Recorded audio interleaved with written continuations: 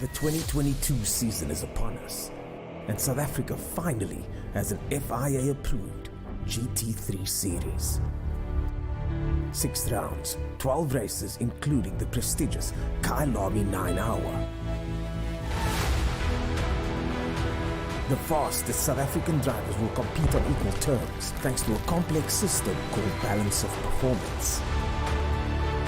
Before each round, there will be an almost identical virtual round. This is South African GT racing, and we'll see you in 2022.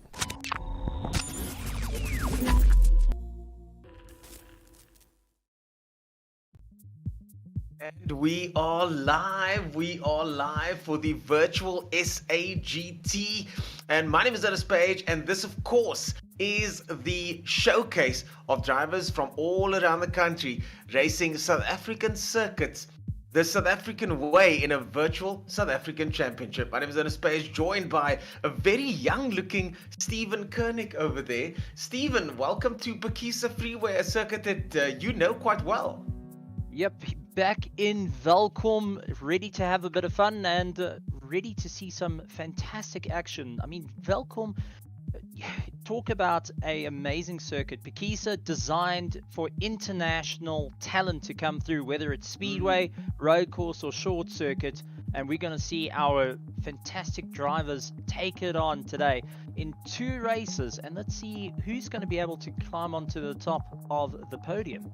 Yeah, indeed. 2 races, each an hour long. Drivers qualified yesterday to find out who would be on the top spot. And of course, a very competitive qualifying session. But someone that was a favorite will be starting further back down the grid. But more about that in a moment. Today, of course, would not be possible without our sponsors. You can see at the bottom of the screen, South African G, which is the premier motorsport event in the country at the moment, where actual GT racing takes place all around the country on circuits just like this one. Then of course ATK, I was just there the other day, and if you haven't been to ATK and you are in Cape Town, go check it out. If you're a gamer, you're absolutely gonna love it. Africa Race Together, Michelin of course, providing some of the stickiest rubber known to man, and of course Motorsport South Africa, because this is an official sanctioned Motorsport South Africa event, and drivers who make it to the top of the championship standings find themselves right in the hot seat of an actual SAGT car.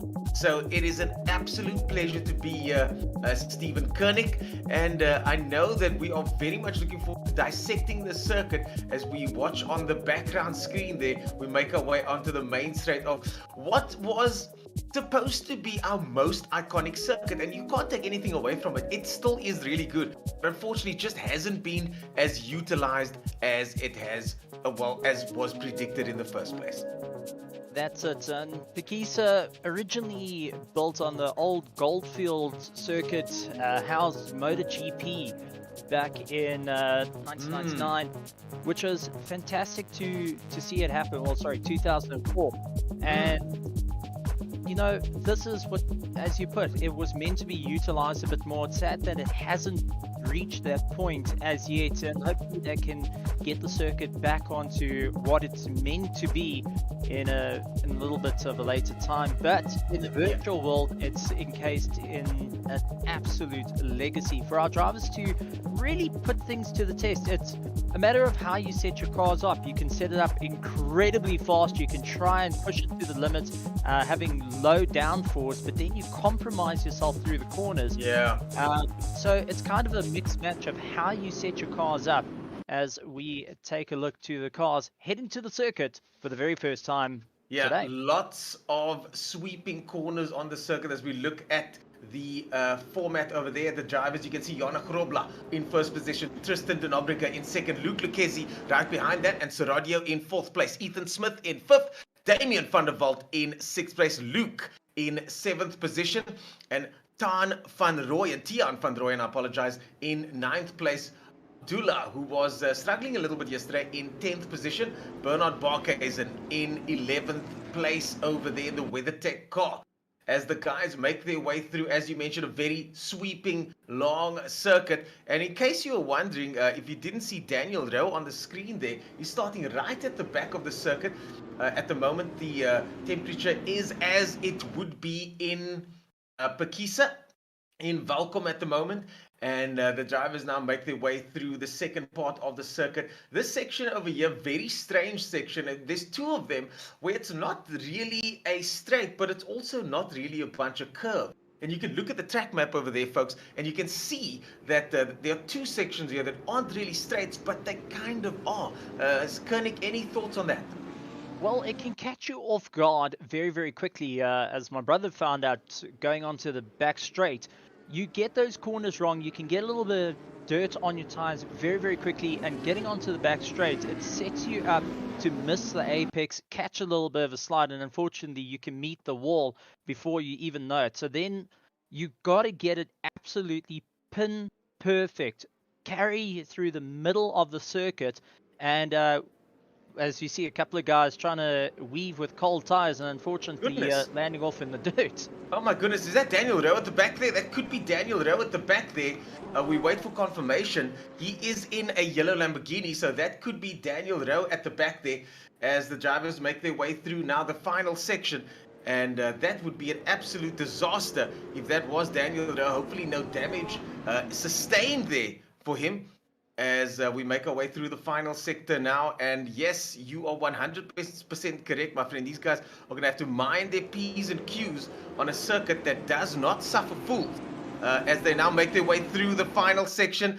Down the main section they go now. Go! And this is it, ladies and gentlemen. We have green flag racing. Krobla leads. The Nobringer takes the lead from him. Lucchesi tries to get into the mix there as well. Lucchesi tries to get into the mix there, but the Nobringer leads us off. We got some pandemonium in the background there. Lots and lots of cars off the circuit. And this is not looking good for the guys so far, as the Nobringer leads us off. Krobla in second place, Lucchesi in third, Seradio in fourth place, and I'm trying to find Row there. Row all the way back down in 11th position. Well, this is it. The R Factor 2 damage model doesn't allow for too much rubbing is racing when it comes to too bad of an impact. And unfortunately, turn 1 seems to be the fact. Tristan Nobringer going and taking the first place at the moment, has got 550 horsepower to pull himself along to try and pull away from Johan Krobler, who, in race 1 couldn't make it. Race 2 managed to get by. He qualified in first, but not really where you want to be, feeling the pressure behind you and in a little bit of a chase as well. The Nobringer, our championship leader at the moment, so he's going to be happy with that. Krobla comes past in second place. Krobla in second, and he is way down in the championship though, so he's not in the mix for the championship. He's in 9th position in the championship. Lucchesi though is in third place in the championship and also on track at the moment, but he is getting applying massive pressure to Krobla, who is also getting pressure now from 4th place man over there. As we now go on board with 4th place man, this is Seradio. On board with Seradio now, and just look this cam review as they make their way down the main straight once again. Of course, the circuit has 2 straights, a main straight and a back straight, and Andre Seradio is right up behind the boot of Lucchesi, Krobla and Nobringer. So we got ourselves a 4-way battle going into the next lap with 58 minutes of racing still ahead. This is going to be intense stuff. Van der Walt, Smith and Luke also finding themselves in a battle with Van Rooyen, Arwen and Rowe further down the order. Well, that's it. Seradio being one of the only BMs in the category at the moment, and he's really trying to put the power down. He's got 500 horsepower, so a little bit less than everyone else, and you can see struggling to keep it all in check before they make their way onto the main straight. Well, that's through the boot, sorry, onto the dirt, and you can see how much he's really battling with understeer at the moment. And it just doesn't seem to be all too set up with it. I know the guys with his team have been tinkering with that car, trying to get as much understeer out of the BMW as much as possible, but really seems to be suckling with it when it comes to Phakisa. Krobla and Lucchesi having a look there. Lucchesi in the 3rd position over there. So Lucchesi trying to have a look on Krobla. Krobla in that car, the blue nose over there, in case you're wondering. Lucchesi in the 52 black Ferrari, and just look at the Nobringer running very wide there. And now, because of that battle in 2nd and 3rd place, we got 4th man Seradio also sneaking back up. You were saying earlier on, Stevie, that Seradio was having some issues with understeer, but now all of a sudden he's back in the mix, and that's what he wants. He's hoping that 2nd and 3rd place will tussle a little bit more so that he can get closer, and I'm sure the Nobringer is hoping for the same thing as Seradio now starts to have a proper look at Lucchesi. Well, that's it. Luke Lucchesi getting into a fight with an old rival of his, of Bego Krobler, Johan Krobler, and that's allowed Seradio to get a little bit later on the brakes, get into the toe, pull himself along, and now he can set himself up for that back straight. It's all about putting on the power. He can get up to about 290 kilometers an hour in the toe of that Ferrari. He just needs to get a little bit closer, but you can see he makes his way through the boot. The car just doesn't want to sit with him. You can see this is a clear demonstration, Steve, of certain cars doing better in certain sections. You can see Seradio's got pace in certain sections, but as soon as he gets to the boot section, as you so rightly pointed out earlier on, that is where the problem lies. And now onto the back straight they go. Seradio starts to chase down, and this is Rowe over here. It looks like he gave someone a bit of a touch there. That was a little bit close there. Daniel Rowe and Van Rooyen going at it. Luke just up ahead, but here comes Daniel Rowe on the hard charge as he started at the back of the grid, a previous winner here and 2nd in the championship. Not going to do well for him as Daniel Rowe tries to catch up in the Lamborghini. A very surprising lack of pace from him. He was on his way to being 5th position, but unfortunately, that was a big slide there. Daniel Rowe does like to rotate the car, but it does seem like he rotated a little bit too much that time, but still managing to catch up to Van Rooyen in the Porsche. The gap now 0.2 of a second. Well, that's it. He's trying to chase down his teammates and really doing everything he can. A good thing that the drivers are giving a little bit of room to one another. Daniel Rowe is familiar with Phakisa, and especially in a simulation, he's done a Assetto Corsa where he's driven the circuit. This is more of his first time in R Factor 2 having to come into his own, especially in the Lamborghini, moving up into 8th place, but a little bit out of position. He has to work incredibly hard, but remember, the more he works hard on the car, the more he wears down the tires, the more he uses fuel, and that's where the pit stops come into play. When are you going to pit, and how much pressure you're going to put onto your tires before they start dropping off a cliff? Exactly. And we saw that the last time. Tire strategy played a massive part the last time. Daniel Rowe doing very well in his first race, but not so well in the second. We saw that fuel strategy played a massive part the last time. And we saw a couple of guys struggling. Luke Lucchesi being one of those guys that utilized the fuel strategy and the pit stop strategy to somehow find himself further up in the order. Now, in third place is Lucchesi, qualified in third place. Tristan de Nobrega qualified in second position, but now finds himself leading this charge. And fourth place man over there, Storadio, also qualified in fourth place. And now he still finds himself there as they make their way now down the main straight into turn 1. And this is going to be an exciting race. And here comes another man that's on the charge, Daniel Rowe. And just look at that. Daniel Rowe now finds himself in 7th position. That's it, 550 horsepower, and he's utilizing every single one of them to try and make up a bit of ground. And after a little bit of a dismal start, he's really started trying to climb up, but we have to wonder, how much damage did he take on the start? He goes over the curve a little bit, can damage the underside of the car, which goes and gets rid of a little bit of downforce that Lamborghini should have.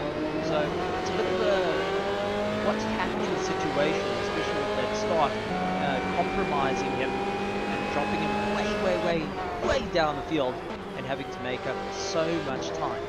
Yeah, it's definitely a mindset shift as we now go on board. This is the battle for second and third position. And it's definitely a mindset shift because you can look at it two ways. You can look at it that I made a mistake. It's going to bother me for the rest of the race. But someone like Daniel Rowe, who's an absolute professional, who's an actual professional race car driver, he literally gets paid to drive cars. I think the term pro driver gets thrown around way too loosely. The actual definition is someone that gets a paycheck into their bank account for racing a car. And that's what Daniel Rowe is. And with that kind of mindset, you're going to find yourself head down, new best lap there, as we go on board with Luke Lucchesi.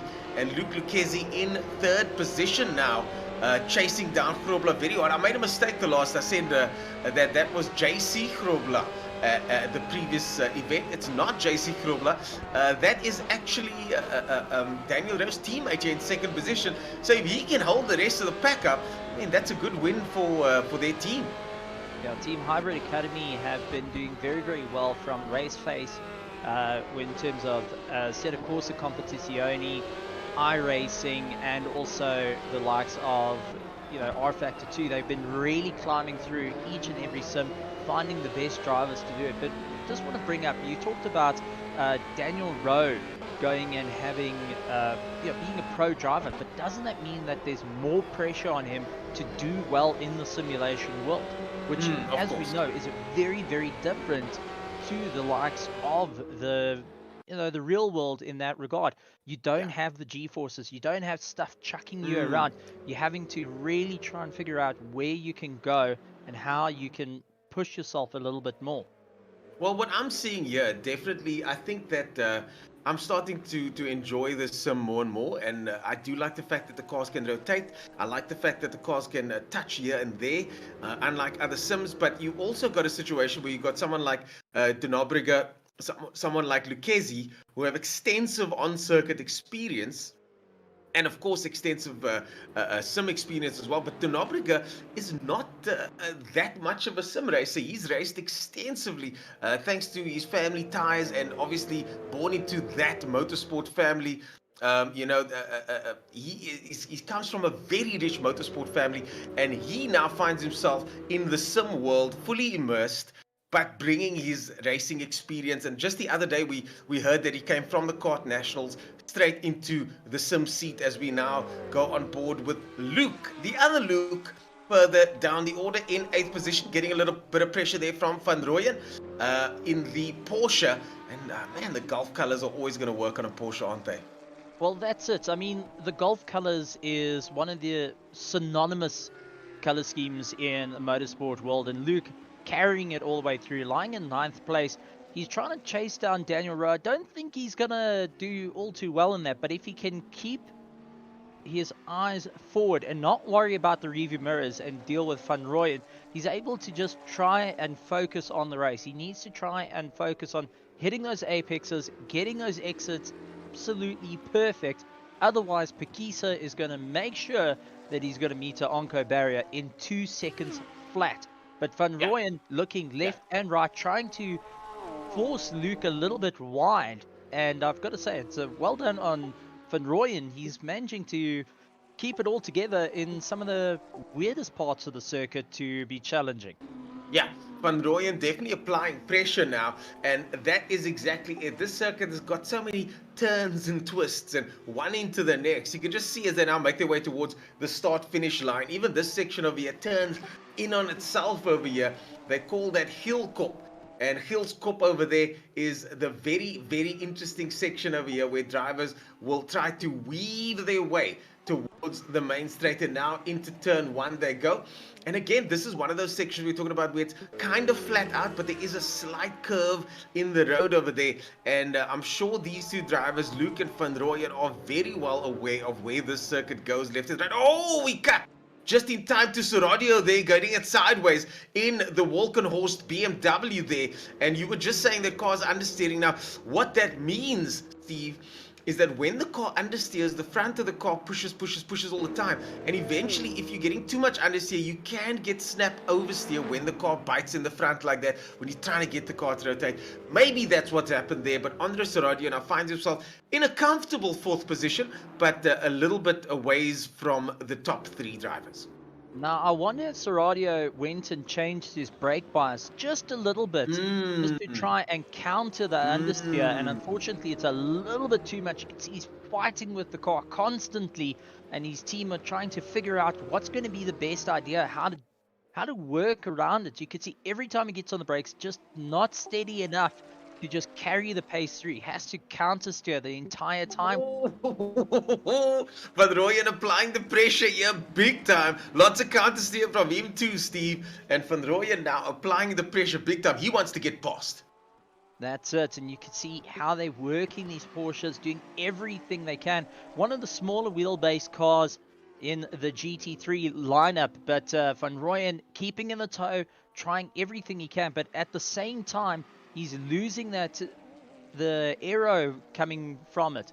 So instead of having the air going and pushing the nose down, he's unfortunately having that taken away from him, and he's now driving with no front aero, and that is really causing him to battle. So what he has to do is try and get himself slightly off the side, get a little bit of pressure back on that nose, and figure out where is he going to go. He needs to commit with a Porsche. If there's no second guessing, you have to commit to an overtake. You can't just second guess it. Otherwise, the Porsche becomes very, very unsteady in the sim, and you lose out a lot of time, or you start losing the tail, as we've seen. Yeah, always a fast car, but very tricky to drive on the limit, as we see Daniel Rowe still in 7th position come into view there. And these two gentlemen still fighting it out. And just listen to the sound of the car. We're on board with Damien van der Walt here. Damien van der Walt's got Daniel Rowe chasing him. And Damien van der Walt can look in his rearview mirrors and see that bright yellow Lamborghini. Look at it sliding. It's so aggressive. Daniel Rowe very quick through this section. Now look at how much time he's managed to gain on Damien van der Walt.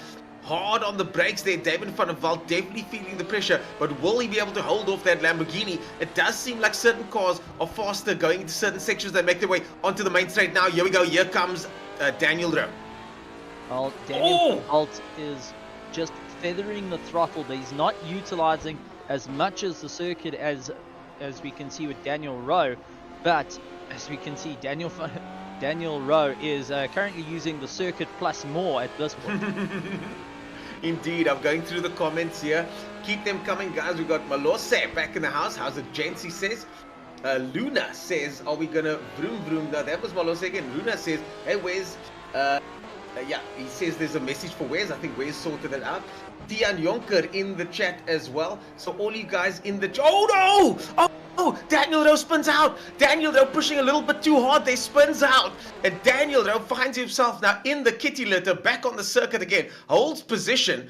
He's going to get some pressure from the number 8 and 9th position cars. They were battling themselves. But Daniel Rowe just pushing too hard there and makes a mistake and pays the ultimate price. Luckily, no damage. Well, not the ultimate price, but certainly pays a high price by going off the circuit. That's it. You're dealing with a raging bull, and unfortunately, it can take you off guard. And you can see he's trying everything he can, running right against the curbs, and that is slowly unsettling the car. He's bottoming out, and now you got Luke, who's trying to keep it all together. Van Rooyen really putting the pressure, sliding the car around, trying everything he can to make the pass as well. So a great battle for 8th and 9th at this point. Yeah, indeed. This has been going on for a while now, and none of them have cracked to the pressure. And now they see themselves a stricken Lamborghini in the distance as well.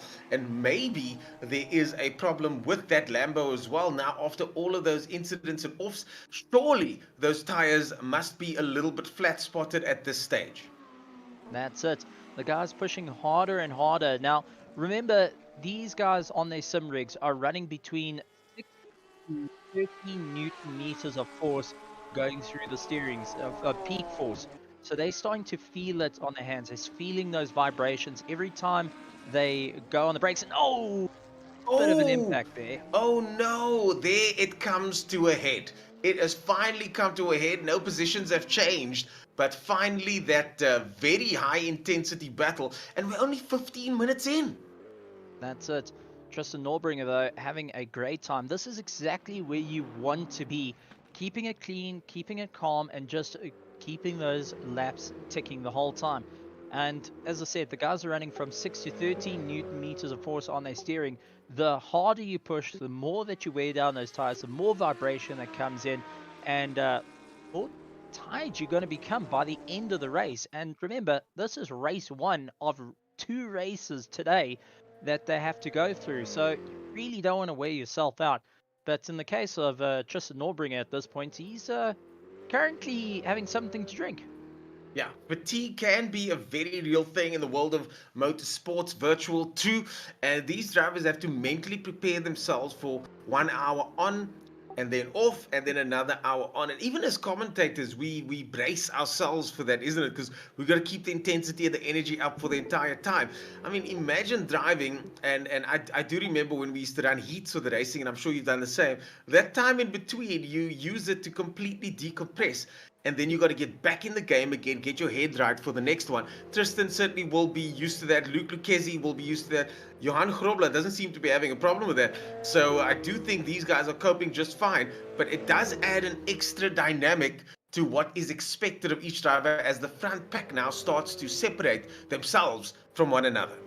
That's it. But you take a look, like Johan Grobler, I know that he's got a race boss with him. Sidario's got a race boss with him. So even between the races, they're not having a decompress time. They're having more of a debrief. You know, what's the car doing? How we can fix it? What can we adjust? So they're not even getting that compression that is needed. They're trying to figure out the next move in essentially the chess game to make those cars move forward. How can they improve? And that's where it gets a little bit tricky, because you're not really getting that downtime. I mean, you take a look now, we haven't got an hour between the races as well. 30 minutes, that's it, that's all they get. That's it. It's enough to have something to drink, go to the bathroom and get yourself sorted. I mean, that's it. You got to have a conversation with your race boss to find out what's going to be your next move as well. Yeah, exactly. And so far, we haven't even seen the same winners for the first 2 heats.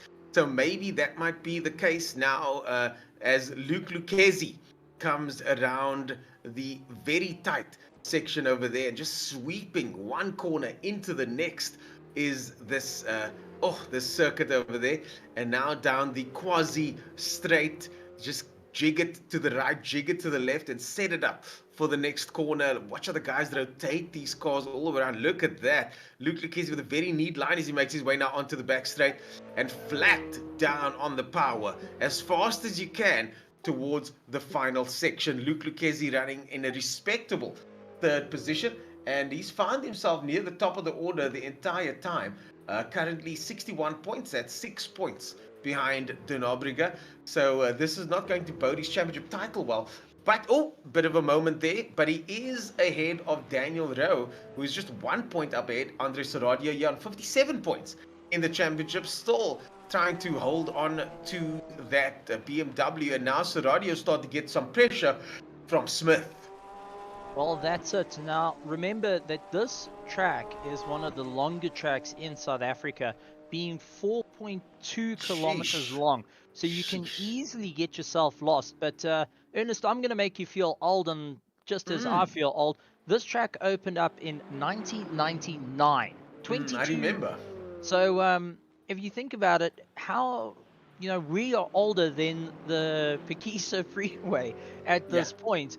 The drivers are racing on a circuit that's younger than pretty much everyone that's in this grid. Yeah, exactly. Phakisa Freeway, I remember when it was first launched, was hailed as a fantastic circuit, a world-class circuit, and something that would ultimately go on to replace Kyalami as the world-class destination. Unfortunately, that was not to be, but that doesn't change the fact that it is a challenging, twisting circuit with a world-class pedigree, especially in the world of superbike racing. So, interesting fact, Steve, I don't know if you know this, but someone told me before the broadcast that Fernando Alonso has the lap record here. Did you know that, Stephen? No, I did not know that. So that must have been when he came out in 2004 when they were doing high altitude practicing. Thanks for giving me that, because you actually told me that earlier on. So thanks for giving me that one. I appreciate it. But if you think about it, the GT3 cars at this point, this is high altitude racing. This affects the motors. It's a little bit cooler on the circuit. It's a bit of a cooler air temperature as well, but it's still high altitude racing versus where we were. We were closer to the coast in round 1 and 2. So that would also help in terms of what the engines are doing. And this sim, R Factor 2, has actually worked it that depending on where your altitude is, depending on the air temperature, that also is how much power the cars are able to give. That is similar to real life. And also it affects the tires in that way.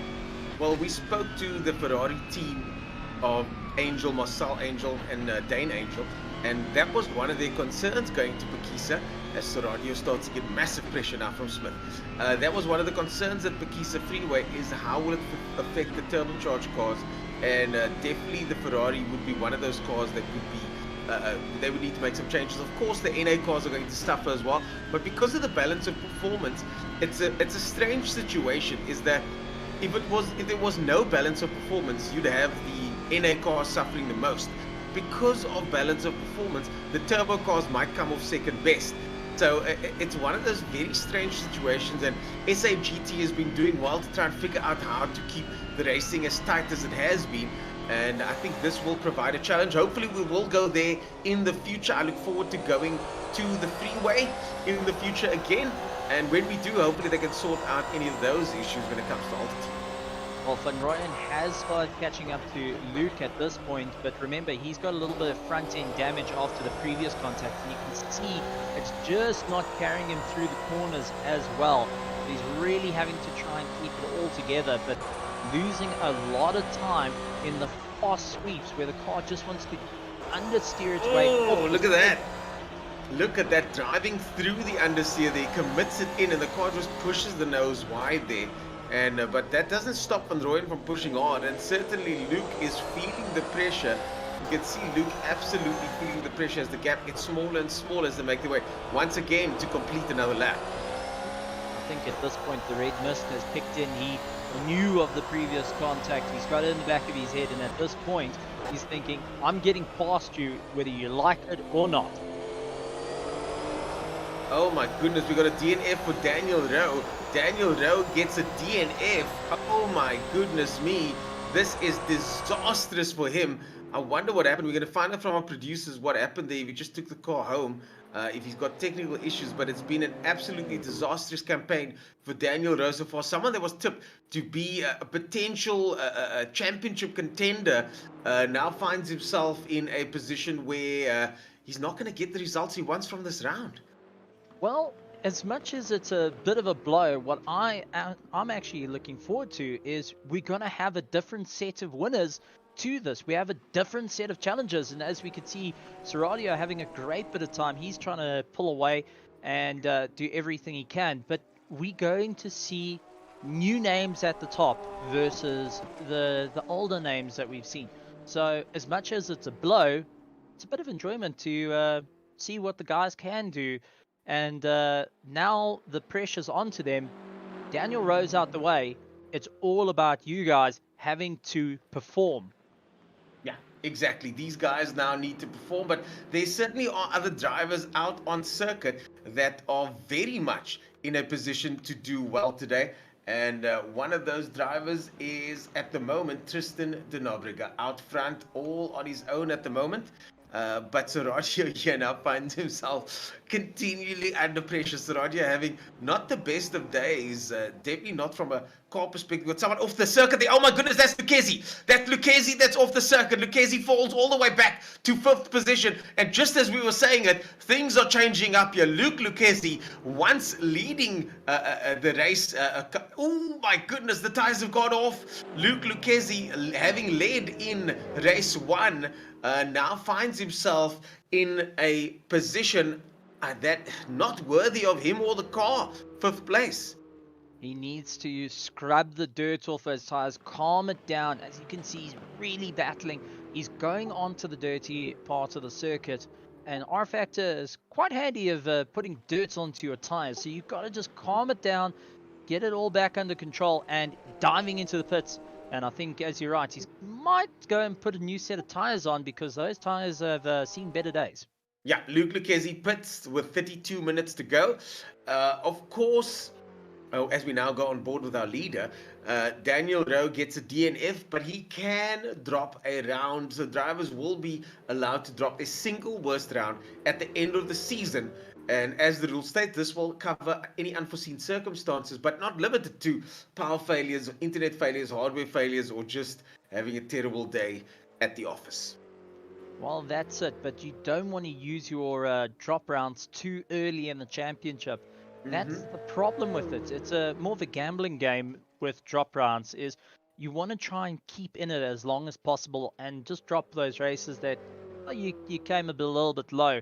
But unfortunately, having a little bit of an issue. But I see Luke Lucchesi actually getting a penalty. So I think that he may have gone a little bit too fast into the pits. Oh no, we've heard about this before. Drivers, unfortunately, making mistakes when going into the pit lane, as we go on board with Ethan Smith. Ethan Smith now finds himself in a very favorable 4th position, and now starting to apply pressure to Seradio. Ethan Smith carving his way through this field, so a very, very good performance from him there. And I think Ethan might be happy with that one. He finds himself from 7th position in the championship, as Luke Lucchesi cuts through once again on some fresh rubber this time, but he does have a bit of a penalty to contend with. That's it. And you got to think, Ethan Smith is 7th in the championship. He hasn't got Doherber or Labushnachti racing this time round. So Seradio is his next up in the championship. If he can get in front of him, he's looking at a 4th place. So he needs to try and do everything he can. Luke Lucchesi, though, really pushing as hard as he can to try and make up some ground. And this is, you don't want to wear the tires out too quickly at this point with 30 minutes to go. And there's the penalty. Painful stuff there. Luke Lucchesi has to go into the pits again. Van der Walt currently also in the pits, and we got more cars joining into the pits as well. That's also the other Luke in the pits as well. So a couple of cars now pitting with 30 minutes to go. Luke Lucchesi with a drive-through penalty, loses 1 position on track.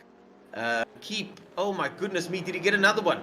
Did he get another one? Oh my goodness me. I think Luke Lucchesi might have got another penalty. I see it on the screen there. and it is gone. But I'm not sure if this means he gets another penalty. Steve, can you check for us, please?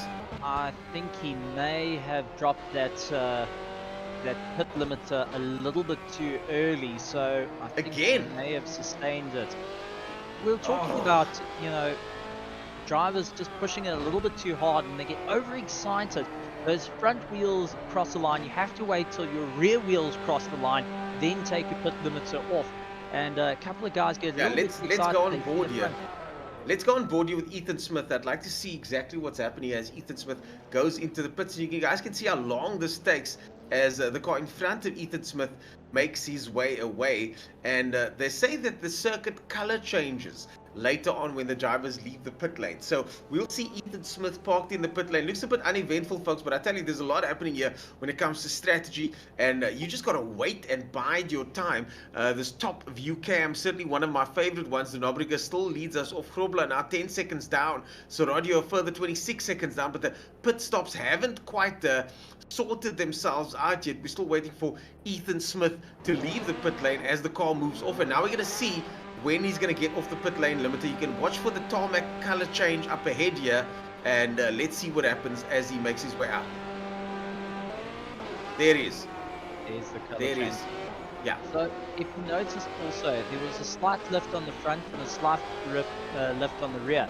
That is him changing his front and rear tires. So he's on a fresh set of tires and going and pushing it. So changing the tires up, hoping for it all to work. But now he is on a little bit of a cooler set. He needs to take one lap just to let them scrub in, get a little bit warm, and then go and start challenging Van Rooyen. But I think he may be pushing a bit hard. Someone who is pushing hard in front of him there is Van Rooyen. Van Rooyen locks it up, slides it off, and this is Smith and Van Rooyen battling it out now. Oh, Smith goes ahead, gets touched. Van Rooyen and Smith collide, a big collision there. Both of them still on the circuit. Smith all in front. Van Rooyen's going to concede this one, but that was a little bit of argy-bargy that might not have been necessary. Hopefully, no damage sustained. That's it, and definitely the stewards are going to be a little bit busy keeping an eye on those incidents, trying to figure out, what were the cause of the incidents and obviously the given penalties of it. Oh my goodness me. We have got a stewarding system that can be a little bit rough if you're on the wrong side of the stick, that's for certain. So Radio gets a penalty. And that will see him also falling down the order, currently in third position. So this really is a situation of not making as few mistakes as possible. Arua now currently in the pits. Barkhuizen just in front of him. Luke in 8th position. Van der Walt in 7th. Van Rooyen in 6th. Lucchesi in 5th place, but back in the pits. Smith in 4th position. Suradio with a penalty in 3rd place. Grobler in 2nd place, and not JC Grobler as previously mentioned. This is the Grobler that is teammates with the now stricken Daniel Rowe, who has a DNF. But remember, he can drop it out. And of course, our leader. This is Tristan de Nobrega, leads us off there in the lead as we cut to Luke Lucchesi, who might have to serve who just served yet another penalty, but still manages to maintain 5th place. That's it. Naughty badge award coming around, but definitely not where you want to be. He was so high up a little bit earlier, but the penalties have really taken their toll on him, so he needs to just try keep it all together. Tristan Norbringer, though, keeping it all together, keeping it going, but I don't think he's pitted as yet.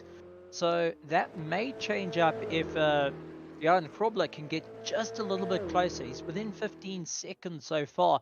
Just has to try and get that gap a little bit smaller to get past Tristan Norbringer, and that's where it gets a little bit tricky.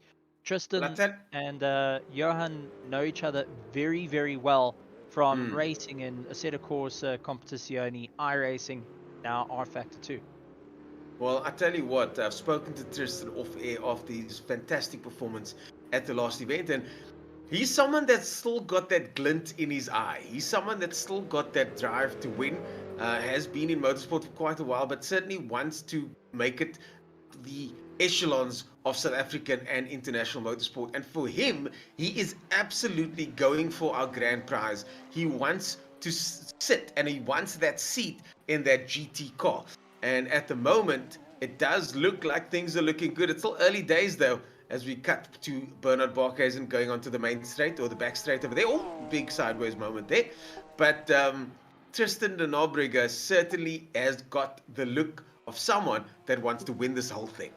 Well, I mean, you go and talk about our grand prizes sitting in a GT3 car. I mean, who doesn't want to be in literally the pinnacle of GT racing at the moment? And having that opportunity, I can tell you, I'm sitting behind my desk here and I'm looking at my rig and being very, very jealous that I can crack at it as well.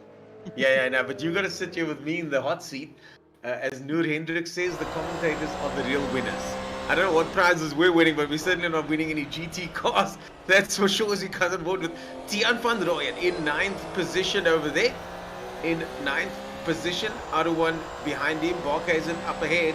And his car's still looking pretty good, not quite as worse for wear as some of the other cars we've seen. He's catching up very quickly to the car in front there. Oh no! Van Rooyen runs wide there, a bit late on the brakes, and because of the way the circuit is laid out, it's quite easy to outbrake yourself here. That's it, and it's a very flat circuit in some parts, and then there's lots of undulations in others. So you have to try and remember where you are on the circuit. You have to try and go, I'm going through the boot. I've got 3 corners before I hit the back straight. You've got to try and remember where you are. Much like when you go to Red Star, it's very easy to track where you are around the circuit and land up with a world third because you outbrake yourself. Yeah. Yeah, these cars really do like to move around quite a lot in this sim, and you can see Bernard Barkhuizen getting that car to step out ever so gently, the downforce keeping everything in check, but the car moving around quite a bit, and these tires are suffering. Some of the guys might not have changed tires for the entire duration of the race. I don't think that would be the brightest of the moves, unfortunately, because this circuit, I actually got to drive it on the sim, and it's very hard on the tires. It grinds those tires down quite a bit. It's not as smooth as you can see it. Only when you're in the car, you start realizing how much it wears down the tires, especially when it starts wearing down the right front. You tend to battle to catch those apexes, and as you do that, you're sliding more and more and wearing down the rears. So the first thing to go is your right front, then your rears. So it's a little bit of a tricky circuit, and you don't think it's abrasive as it is until you start hitting the 20-minute mark. Then suddenly it all dawns on you that you're driving on sandpaper. The tires are falling off a cliff, as they say. Tristan de Nobrega, someone who's not falling off any cliffs at this stage, with 22 minutes to go, trying to find his way to the top spot of the podium, is Tristan de Nobrega in the Kessel Racing car. Of course, someone that's tied in with ATK is one of the Kessel Racing drivers. That's David Peddle. So I'm sure he'll be happy to see the car making its way around the circuit in the not so customary black and red livery, as we go on board the bumper cam with Tristan, and just listen to the sound of that Fezza all the way into the braking zone over here, and just downshifting. Oh, hold it there, using the circuit but not fully. I think he's now in that section, in that zone where he's able to get the pace out but not have to push too hard. We saw earlier on one of top drivers, Daniel Rowe, pushing a little bit too hard and running all the way wide. I think you can use the curbs at the circuit, Steve, but you could also make very costly mistakes doing so. It's like riding on a knife's edge.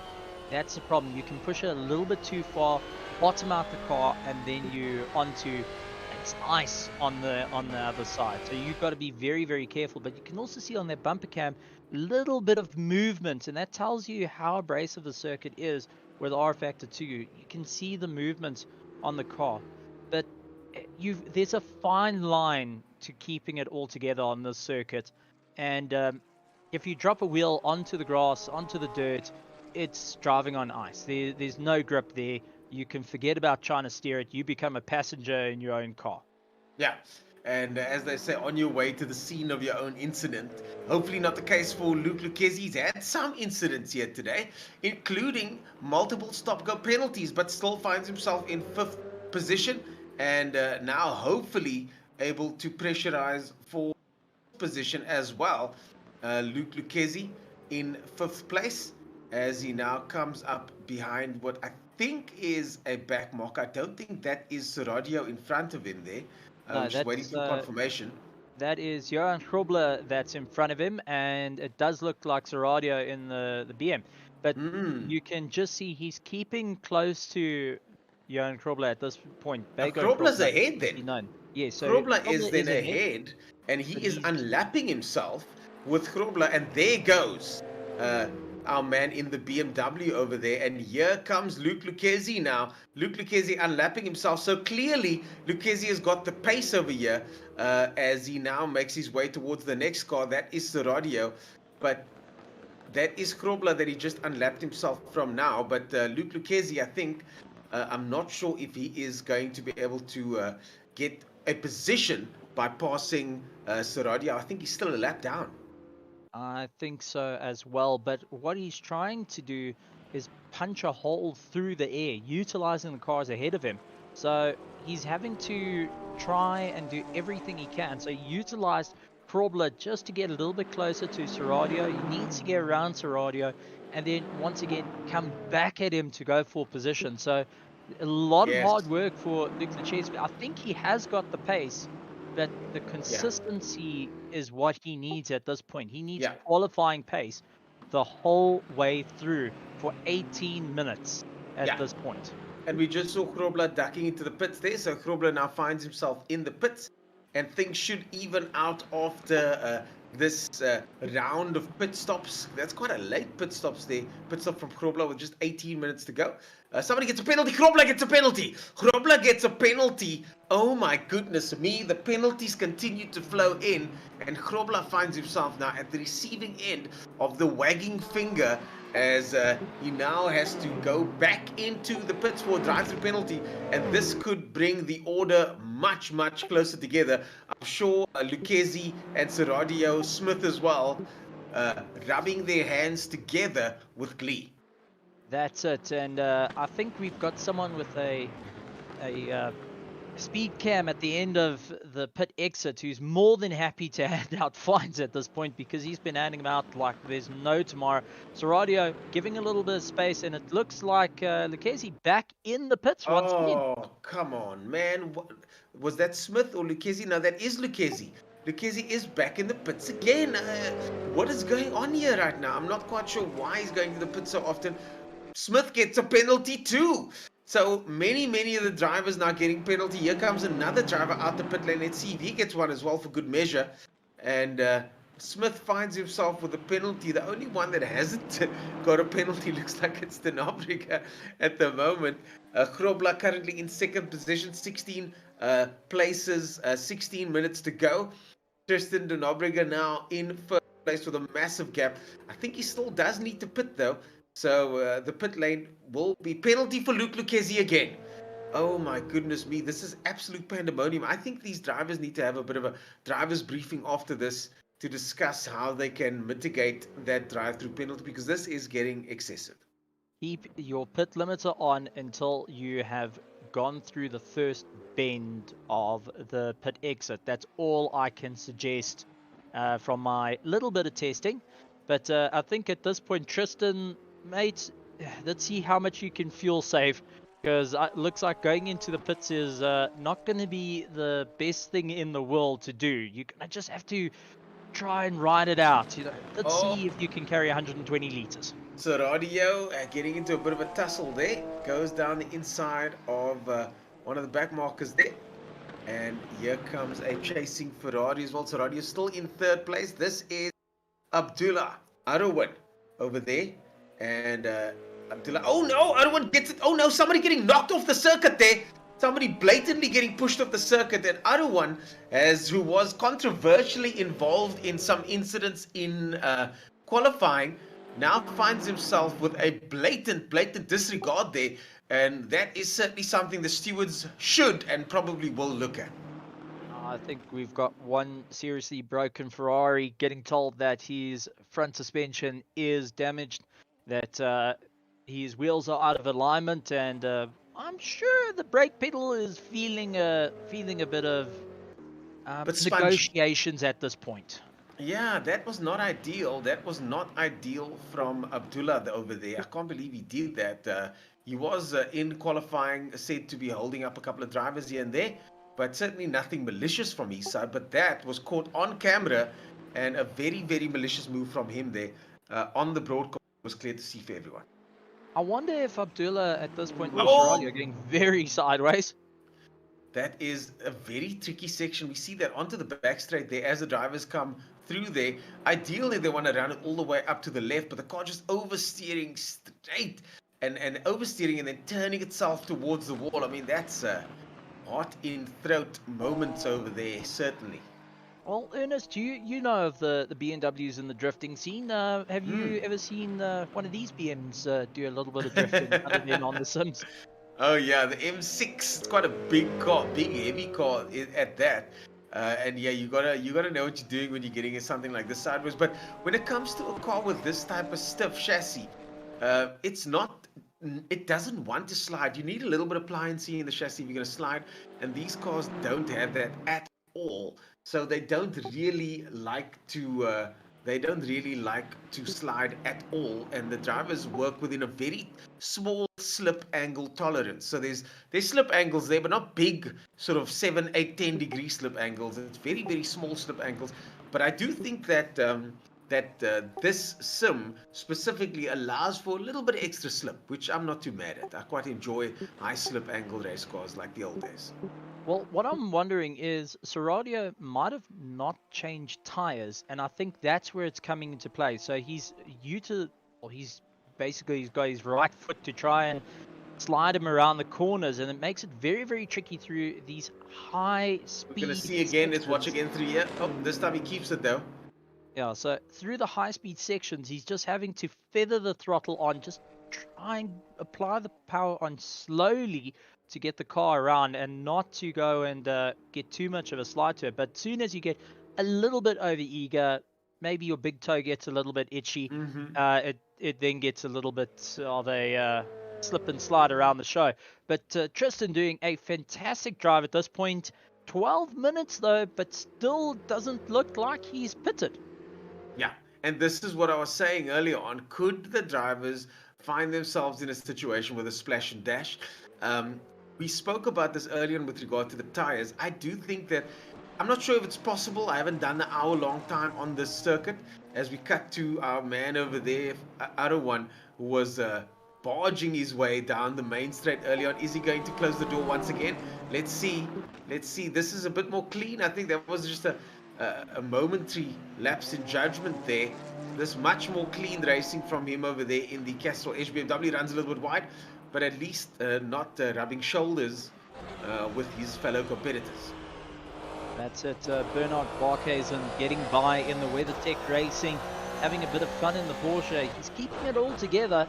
And that's the main thing you need to do. The Porsche is all about consistency in its driving, and looks like Erwin going a little bit for a sideways, able to keep it on the circuit, but definitely not doing those tires any bit of favor as well. And I'm sure he's picked up a bit of damage after having come together with the Ferrari.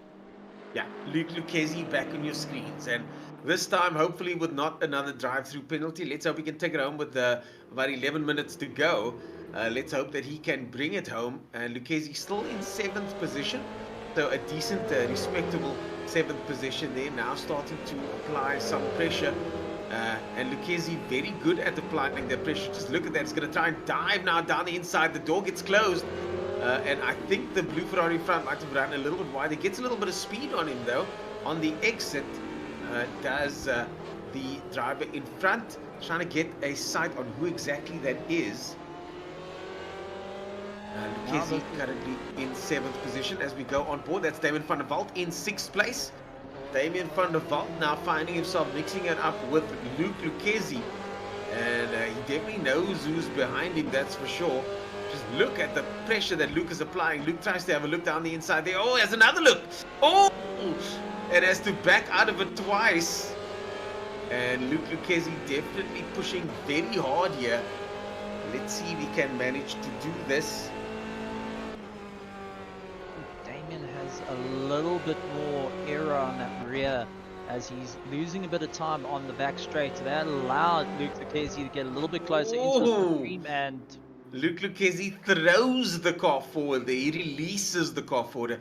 A tactic that, when it comes to lap times, isn't necessarily the fastest, but certainly vehicle placement is what it was all about in that moment. that's it. And Luke Lucchesi really sending it at this point. There's no other way of saying it. Luke is on a mission to try and make up as many points as possible. And after a bit of a dismal race, he needs to try and bring home as many points as possible at this current moment. Yeah, 6th place is still very respectable, all things considered. I mean, he did more laps down the pit lane than he did on the circuit.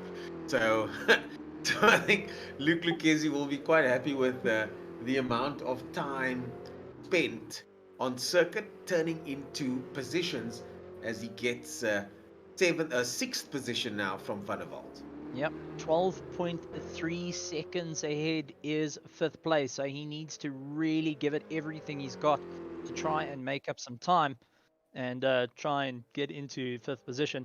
Johan Krobler, though, of the Hybrid Academy sister team to Team Tryhard, and really having a huge amount of fun. Lots of practice in that car. I can tell you, they've been going and having a chat to Driver 61, which is one of their sponsors, but a driver teaching forum, which they've had personal trainers one-on-one to try and get faster and faster in R Factor 2, and get out of the mindset of iRacing and Assetto Corsa Competizione. Yeah, totally very different sims, very different feel. I've got to say, I really enjoyed R Factor 2. It feels to me quite realistic in the way the cars move and rotate. And again, the bumping for me, and it's not about bumping your way to the front, it's about the occasional touch here and there. I've never enjoyed that about ACC, is that you can't rub as much as you can here. And of course, drivers will push that envelope where they can, but I do think now and then you want to get away with a bump here and there and not get flung off the circuit into the boonies. That's the thing. You want to share a bit of paint. You want to try and change up the paint scheme a little bit. I like that term, share a bit of paint. Well, that's it. You just need to do a little bit of color coding with one another. You know, best way of doing it. A little bit of paint detailing, some would say. That's it. You won't know if blue suits your car unless you have blue on your car. So, but Exactly. currently 2nd place and really loving it. You think of qualified first, got a drive-through, and now still holding in 2nd place, 90 seconds behind our leader. And all he's trying to do is just keep it clean, maximize the points as much as possible. And you can be sure the team is currently talking to him, saying, listen, just focus on hitting those apexes and exits. And you will probably also have Daniel Rowe coaching him at this time where to brake, where to accelerate, and where to keep going. Daniel Rowe won't be walked away from his rig and done and dusted. He'll probably be talking to his teammates and giving him little coaching advice of what to do and how to bring it home.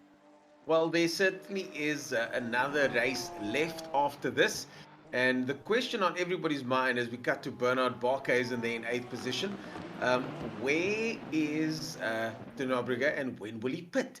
Is he going to pit? Did we miss the pit stops perhaps? What is his strategy going into this? Because whatever he's doing, it's clearly working.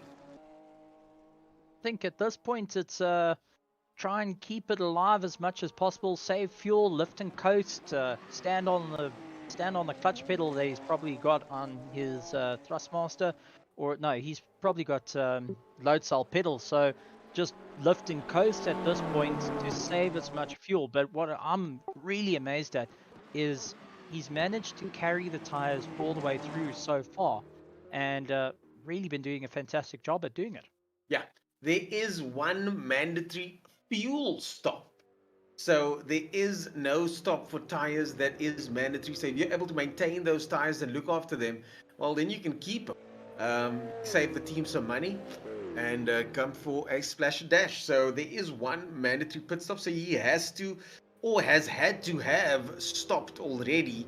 But I certainly didn't see him pull into the pits. Maybe we missed it. Unfortunately, we don't have, we can't cut to replays at this stage. So if it did happen, we might have missed it, but I don't know. We'll have to wait to see. Barkhuizen now fighting it out here. That looks like Seradio over there in the BMW, if I'm not mistaken. Seradio right behind. And yeah. Barkhuizen just keeping it all together in the WeatherTech Porsche. Yeah, Barkhuizen not in the ahead of Seradio. Seradio. Oh no! As I say it, Seradio spins out as we head towards the finish of the lap in third position and maintains it though. Come on, Seradio. Let's keep it together, friend. Let's keep it together. It's the final stages now with 4 minutes to go. Seradio needs to just keep things together as he makes his way around the circuit. No major damage there. That was a survivable incident. But I think the tires are now starting to suffer, and driver fatigue probably setting in as well with 4 minutes to go. Yeah, Ernest, commentator's curse. Ever heard of it? Oh yes, I've been dishing those out since 2005, my friend.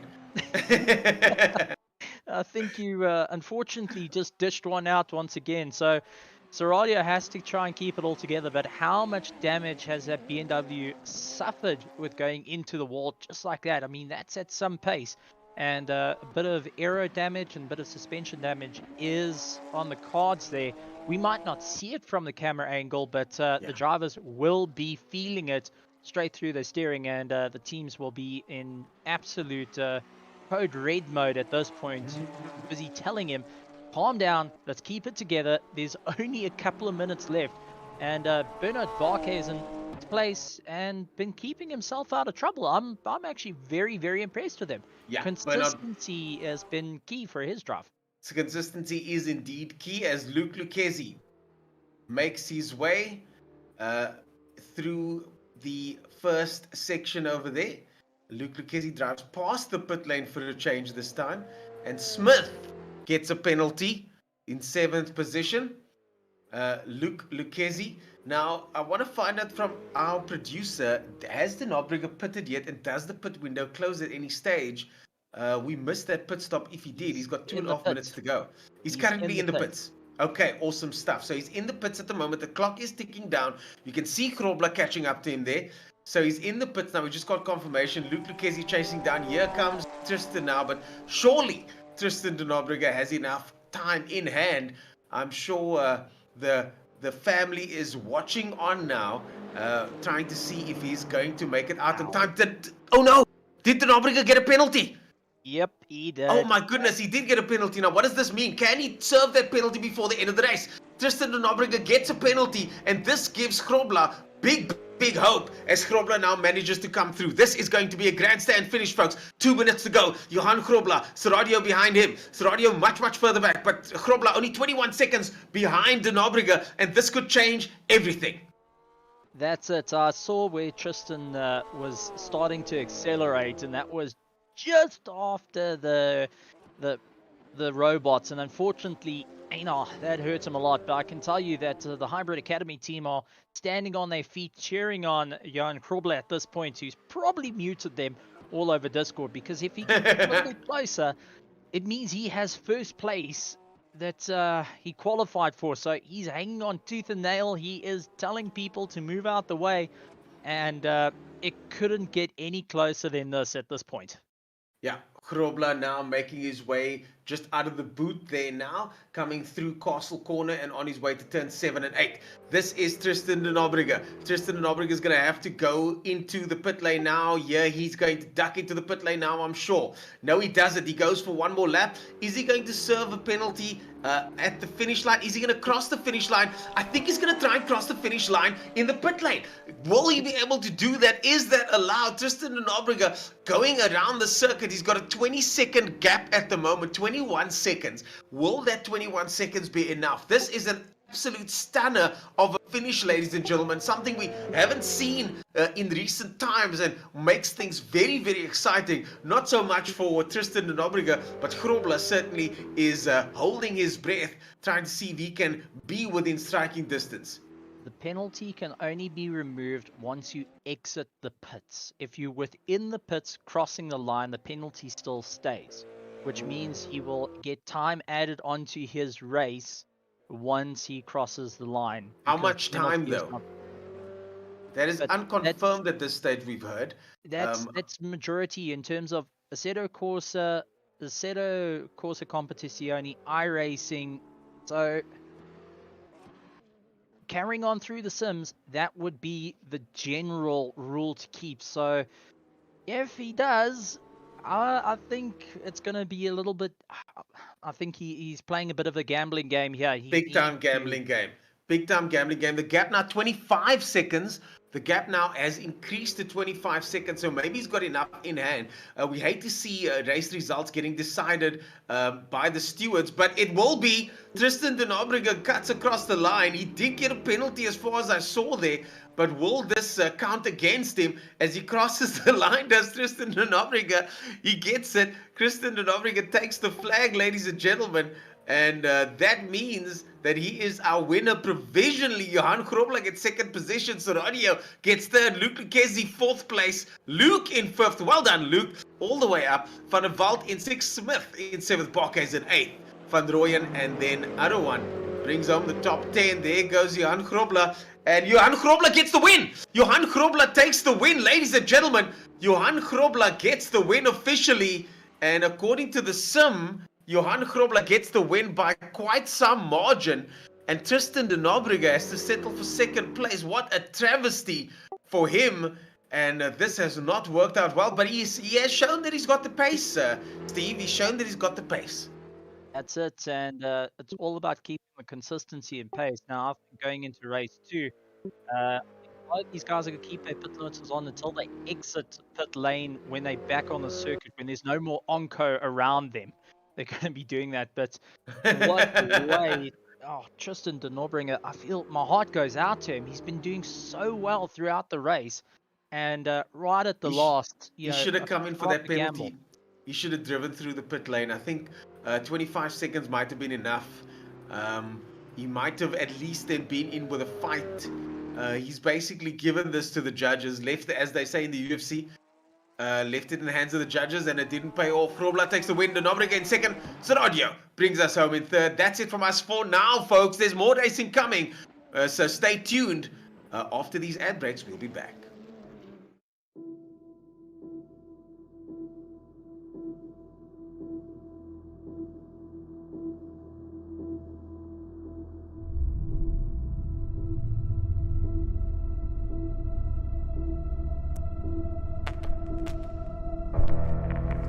Where I come from, I was brought up with a principle that says we must lift as we rise. There's a lot of young talent in South Africa, and you get those guys to actually giving them an opportunity. Let's find children that have talent that could make it in this league. I can come in and make a difference for people that were like me that could not ordinarily have made it up here. That is my only motive. Gentlemen drivers are there to have fun. We don't do this for a living. We don't earn money out of it. We're driven purely by passion. Race cars is in my blood.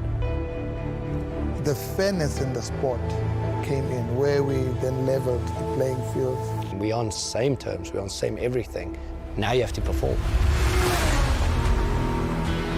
I'm hoping in that way that we will open a door in motorsport that the world can come and consider us. All the cars will perform exactly the same. It's all up to the driver. But once they get on the track, I tell you, they go full out.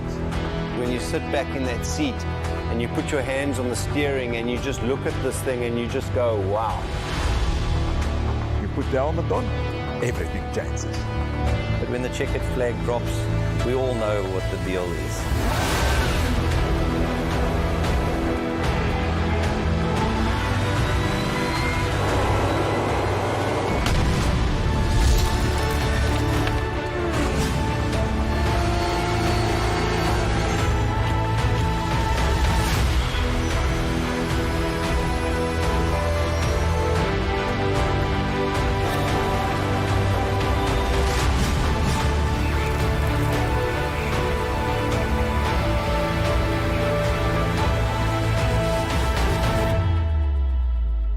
This is the type of racing that South Africa needs, GT Racing needs, GT3, GT4, and of course the GT Open that we're doing.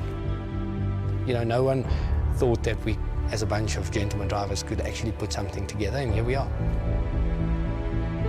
We've pulled it off. We've managed to put in the first race of GT3 cars owned by South Africans in our soil, doing it the right way.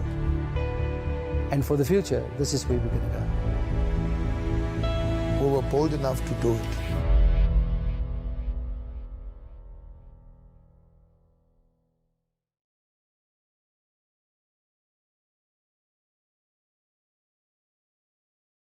Welcome to Africa's first ROG arena.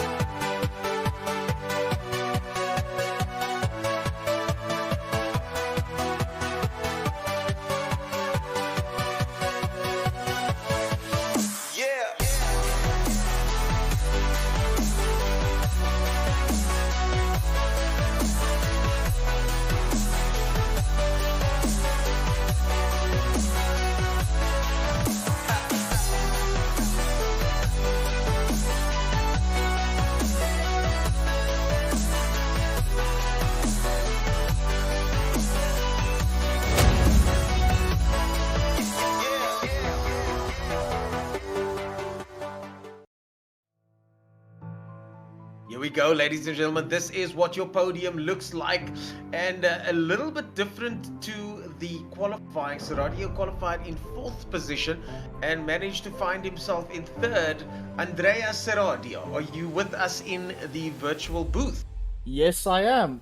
Oh, what an exciting race. I saw you had a couple moments there, least of which was that last, not least of which, was that last one over there into the wall, but the car seemed fine and you managed to bring it home in 3rd place. What was your race like? Eventful. So the issue was, and I think judging by the Discord, like just seeing everyone complain about it, is the fact that like we would get drive-through penalties just for going in the pit lane. But it was because you had to put on the pit limiter like at the first solid line, because it's very weirdly built, as the lights are supposed to put the pit limiters further back. Yes, so it was a bit silly. So I got 2 drive-throughs. I thought my race was done. Apparently it wasn't, and I came home 3rd. Yeah, well, it's the same for everyone.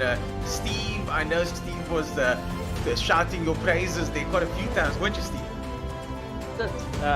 I just want to ask, how did you feel with the BMW having a little bit more understeer than the mid-engine car? Yeah, this is a Ferrari dominant track for sure, and it was annoying because I think we got this on my side, and me and my engineer side, we got the setup a bit wrong. So in the initial stages of the race, it is fantastic to drive, but after like 80% tire wear or whatever, it just like bombs out. So I think that was on our end was a mistake, and the fact that the BMW isn't that great around this track compared to the mid-engine cars. Well, Andrea Seradia, I'm sure we'll be seeing much more of you, and congratulations for adding a couple more points to your championship tally. Maybe we see you in a GT3 car at the end of the year. Ladies and gentlemen, Tristan de Nobrega joins us now, and Tristan, I'm glad I'm not standing right now, because are you wearing your boxing gloves at the moment, my friend? Maybe. No, look, I'm not too worried. Obviously, there's a big mess up somewhere, so I don't think. We suspect it's the modder who created the circuit. You know, there's a slight. It's difficult to get out the pit lane, isn't it? Well, because of seeing everyone go a lap down and serving so many penalties, when I did my pit, I mean, I engaged my pit limiter way early, and my pit exit like halfway out the exit. So I'm not worried. I think the stewards will have a look at it. They'll take my penalty away, and I think I'll still get P1 hopefully. So yeah.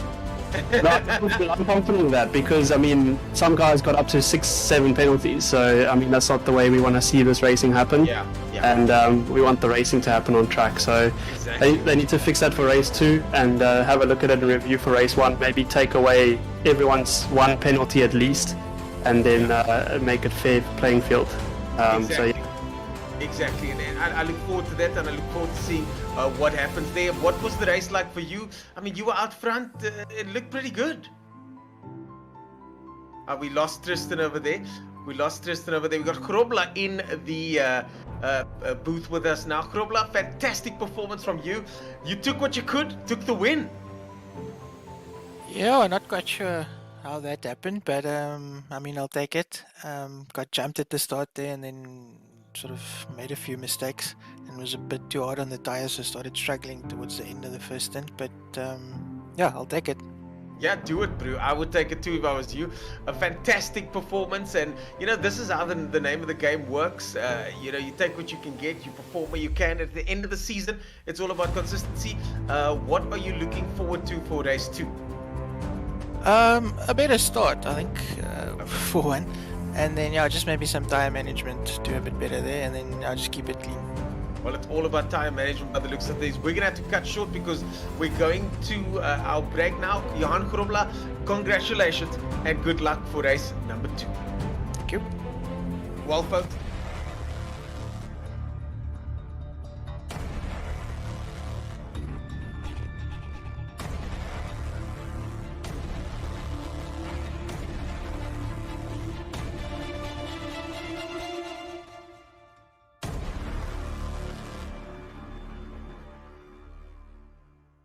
Hello and welcome to the post-race show. My name is Kriya Gangia and joining me is Ernest Page from the beautiful city of PE.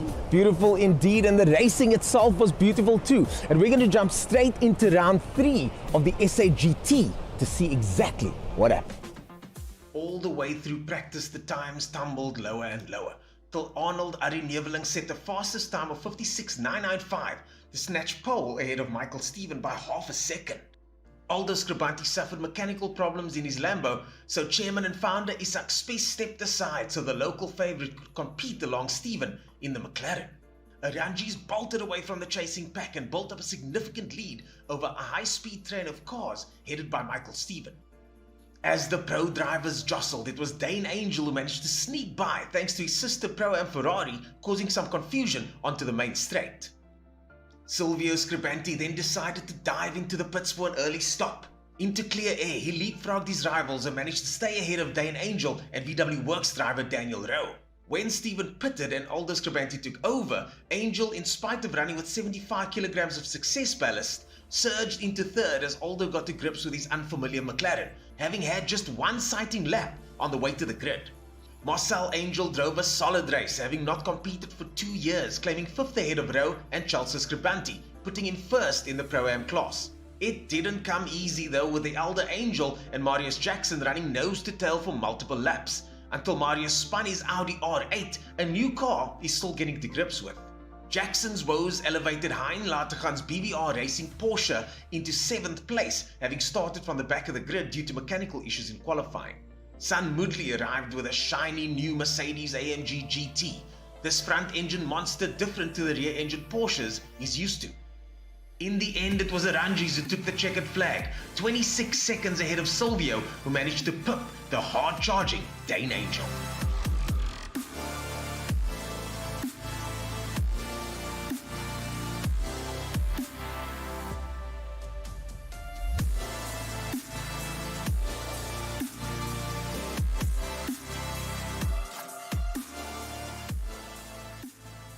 A strong performance from Aranjis and Neveling as they came up with those top honours. And Aldo Scribanti said he felt like a lady of the night, jumping in his 3rd car for the weekend. Yes, now as we prepared for round 4, that means a success ballast of 75 kilograms were given to Aranjis and Neveling.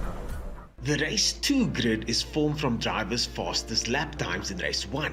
So Neveling, taking the first stint, lined up on pole, followed by the rest of the grid. Chelsea Scribanti swapped driving partners and was now partnered with Darren Goodmans, himself no stranger to fast 3-wheel drive race cars. With fuel spilling out of Marcel Angel's car, the pace car peeled into the pits, but it was Neveling who put the Stradale Audi into the lead, but not without some resistance from Silvio Scribanti. Dane Angel started muscling his way past early, and he continued to do so throughout the race. 20 minutes into the hour-long race, Steven and Silvio made the slightest of contact, sending Silvio into the dirt. Dane Angel tried as he might, couldn't get past Steven's McLaren, who was suffering a slow puncture thanks to his earlier altercation, and it proved a masterful move as Dane dipped into the pits early to try for the undercut. Jackson, Marcel, Angel and Goodmans had a huge fight over the opening 20 laps of the race before Angel got ahead of the MJR Audi. The pit stops turned the lead fight on its head. Dane Angel set the pace and ended up ahead of Neveling Aranji's Audi to take first place.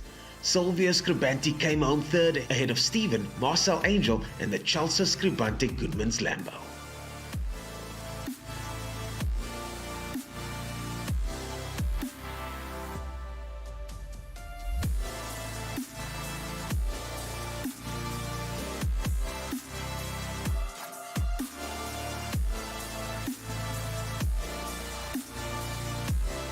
Yeah, I think the effect was smaller than everybody thought. I think it was purely a case of our other competitors just finding pace out of the blue, you know. But I'm quite proud with what we did. You know, I think we had a solid stint. The pit stop was really good. When Charles got in the car, he put in a massive stint as well. So I think from our side, we really gave it our all. There wasn't more to give from our side. Yeah, the time showed that our pace is really good. Fortunately for me, I had the fresh tyres, which gave me the opportunity to push for such a good time. But again, it just showed that you know, the whole package this weekend was really strong and really good. It's the dream start for us. I mean, we missed the first round. But yeah, luckily with this championship, we having able to be throwing way around. So yeah, we're right in it now. So no, we're happy with that. Yeah, look, there's always pressure on us. I think we are the measure of the whole field. We've always got a target on our back. It doesn't matter when, where. So you know, having won the championship last year, obviously the target is squarely on our back. And I think me and Ari this year, we have a formidable package. It's you know, I'm the first to say I'm not always the quickest, but you know, it's fun to have Ari with me and we being able to push each other. You know, I think in a way I'm making him quicker, just like he's making me quicker. So, you know, end of the day we push each other and it's good. It's it makes for fun on the track as well. You know, bringing in younger, fresher faces. So that's Stradale's aim.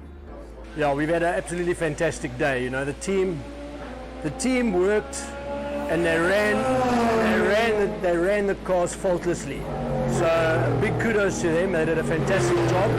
I think Dane to win the pro section was fantastic.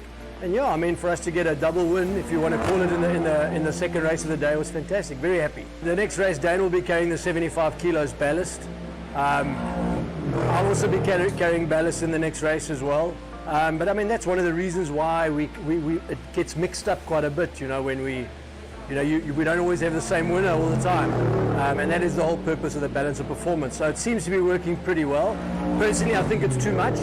I think the weights are too much, but you know, that's something we'll discuss and hopefully try and sort out in the near future.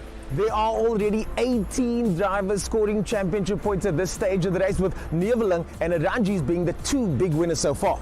And rumour has it that our current championship leader, Dane Angel, won't be joining us at the next race. But now it's time to look at what was one of the most exciting races I've ever seen, the 4 hours of PE. And it always proves to have great action when your championship leaders, Botma and Kruger, start from the back of the pack. The South African endurance race was plagued with drama. Pre-race favourites Rian Botma and Jeffrey Kruger had engine failure.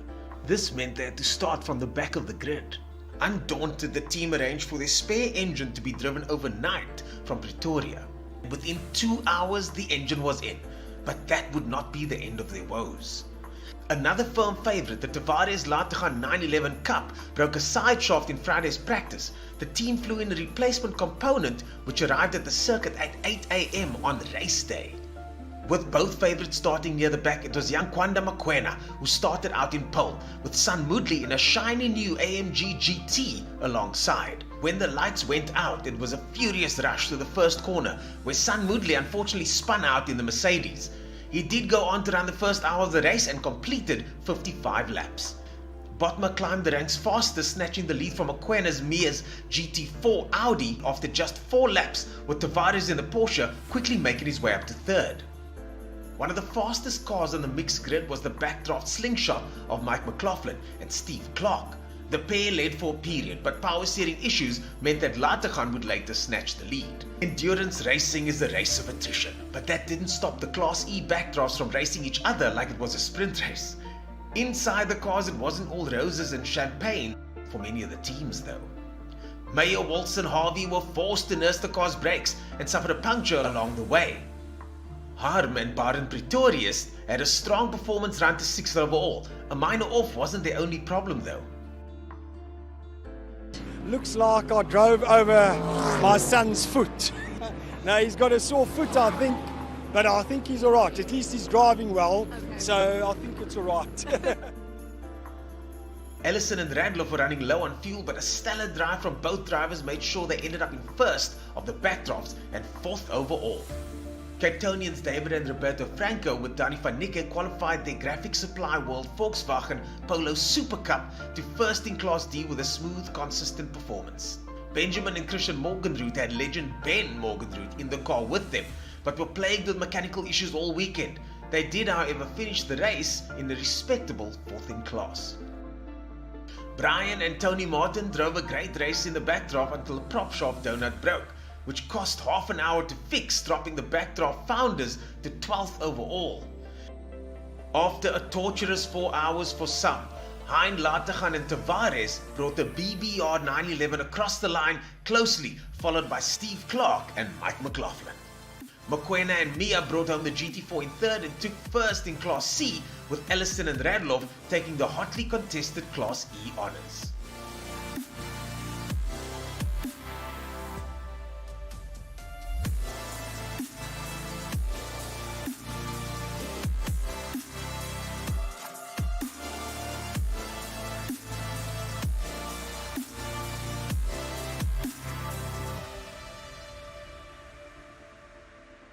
Fantastic week, fantastic 3-4 days. We had some drama yesterday or day before. Managed to get the car ready. The car ran beautifully thanks to our team and obviously Hein's performance. I started, he finished. It was a perfect weekend, and being back in PE, it was lovely. I love this track. Both of us like the track, and a number one is always a great thing to achieve. The car ran perfectly. We needed a great first stint. He got the car from the back of the grid up to 3rd, and then it was a long stint. I had to do 2 hours 15 minutes. So I think we're going to be stiff in a day or two's time, but it was a great drive. We'll still do Phakisa with this car, and then hopefully, if everything goes well in East London, we hope to have a new one. Yeah, it was tactics. The pace was very fast in the beginning. We chased, and then we said, nah, let's use our head a bit. Then Chris put a fantastic middle stint in, and that put us in a position to play the tactics at the end. And it was literally touch and go. All 3 of us could have run out of fuel. One of them capitulated and did an early pit stop, which gave us a little bit of time, but still, we had the reserve light on for the last 20 minutes. On the radio, they were screaming, come, pit lane's going to close, do a stop, go. But we rolled the dice, and, well, we drove the car down the pit lane, so that's good. All these races are really it's a 1 hour race that takes you 3 hours to get to the start of it. So you got to pace and get yourself in the right position for the last stint, and we did that. But 3 other guys did as well. All 3 of us were together in the start. We were all together at the end, and I think a bit of luck played our part, because the other guys got a puncher. They had to change a wheel or something, and that gave us some breathing space. Otherwise, they should have won it. They were quicker on pace overall. But I think that's Backdraft's idea, which we all support. So of the cars that are identical spec Class E Backdraft production cars, the idea is the tactics and the driver and how you can set the car up. And I think we're getting it there. There's been hiccups along the way, but Red Star was also the same thing. Red Star was very close. We got the victory by a very small margin at Red Star, and it was 30 seconds at the end, but could have been 30 seconds the other way. Everyone in the series is good. There's hundreds of good drivers, so we'll do our best, but everyone else does their best, and that's what racing's about. Eh? At the end of the day, we had fun. We're smiling at the end. That's what it's for. So thanks to everyone. Yeah, great race, great team. Thanks so much to Colin for the ride. Normally the mechanic helping, but today I was lucky enough to be in the seat, and yeah, can't wait for the next one. Yeah, it was an awesome day. My partner here, he drove like a champion, right? Many seconds quicker than me every lap, and I'm so happy to be part of his team and really, very quickly, thank you to the organizers, to Isak, Kolile, Wayne for putting it together, Eric as well. I know behind the scenes, yourself, Kriya, running up and down the pit lane the whole day. Thank you very much for that, right? I think the spectators, thank you to them, and all the fellow competitors, the guys in the Cobras put on a great show. We had the Porsche, we had the Polo, the Ligier. Unfortunately had a bit of trouble, but I think anybody who finished this race, we are all the winners for today, for sure. And thanks to my family's support back home, we really appreciate it. So yeah, thank you PE for having us, and we look forward to coming back soon. Yes. Thank you to everyone who made this possible. The atmosphere today was incredible. Seeing all the spectators and fans has made it so much better. And it's also to Uncle Mo for bringing the car home and being the best co-driver. Thank you, son. Thank you. It just shows that anything can happen now that Ellison is leading the championship in a backdraft.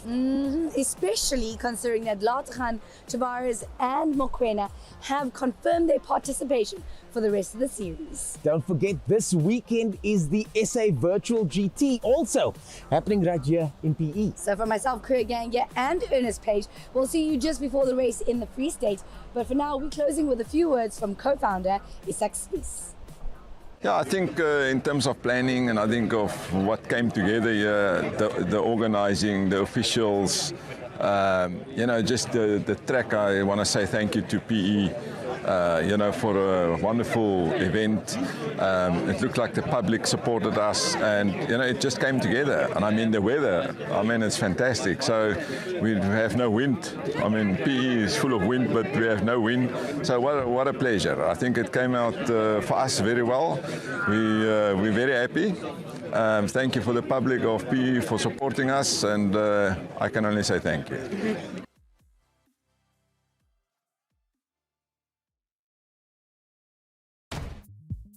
Well, folks, what an eventful race that first one was, but we're going to jump straight into race number 2. If you've just joined us, my name is Ernest Page, joined by Stephen Koenig in the virtual commentary booth. And if you look down below on the screen, you can see our sponsors that have made this event what it is and possible to be running the virtual SAGT, where drivers like you and me can stand a chance to win an actual ride in a GT car. That was the 3rd race of the season, and the 2nd location, Steve, as we once again make our way around Phakisa Freeway in Welkom for round 4 now, which will take place where drivers will have their 2nd race of the day here.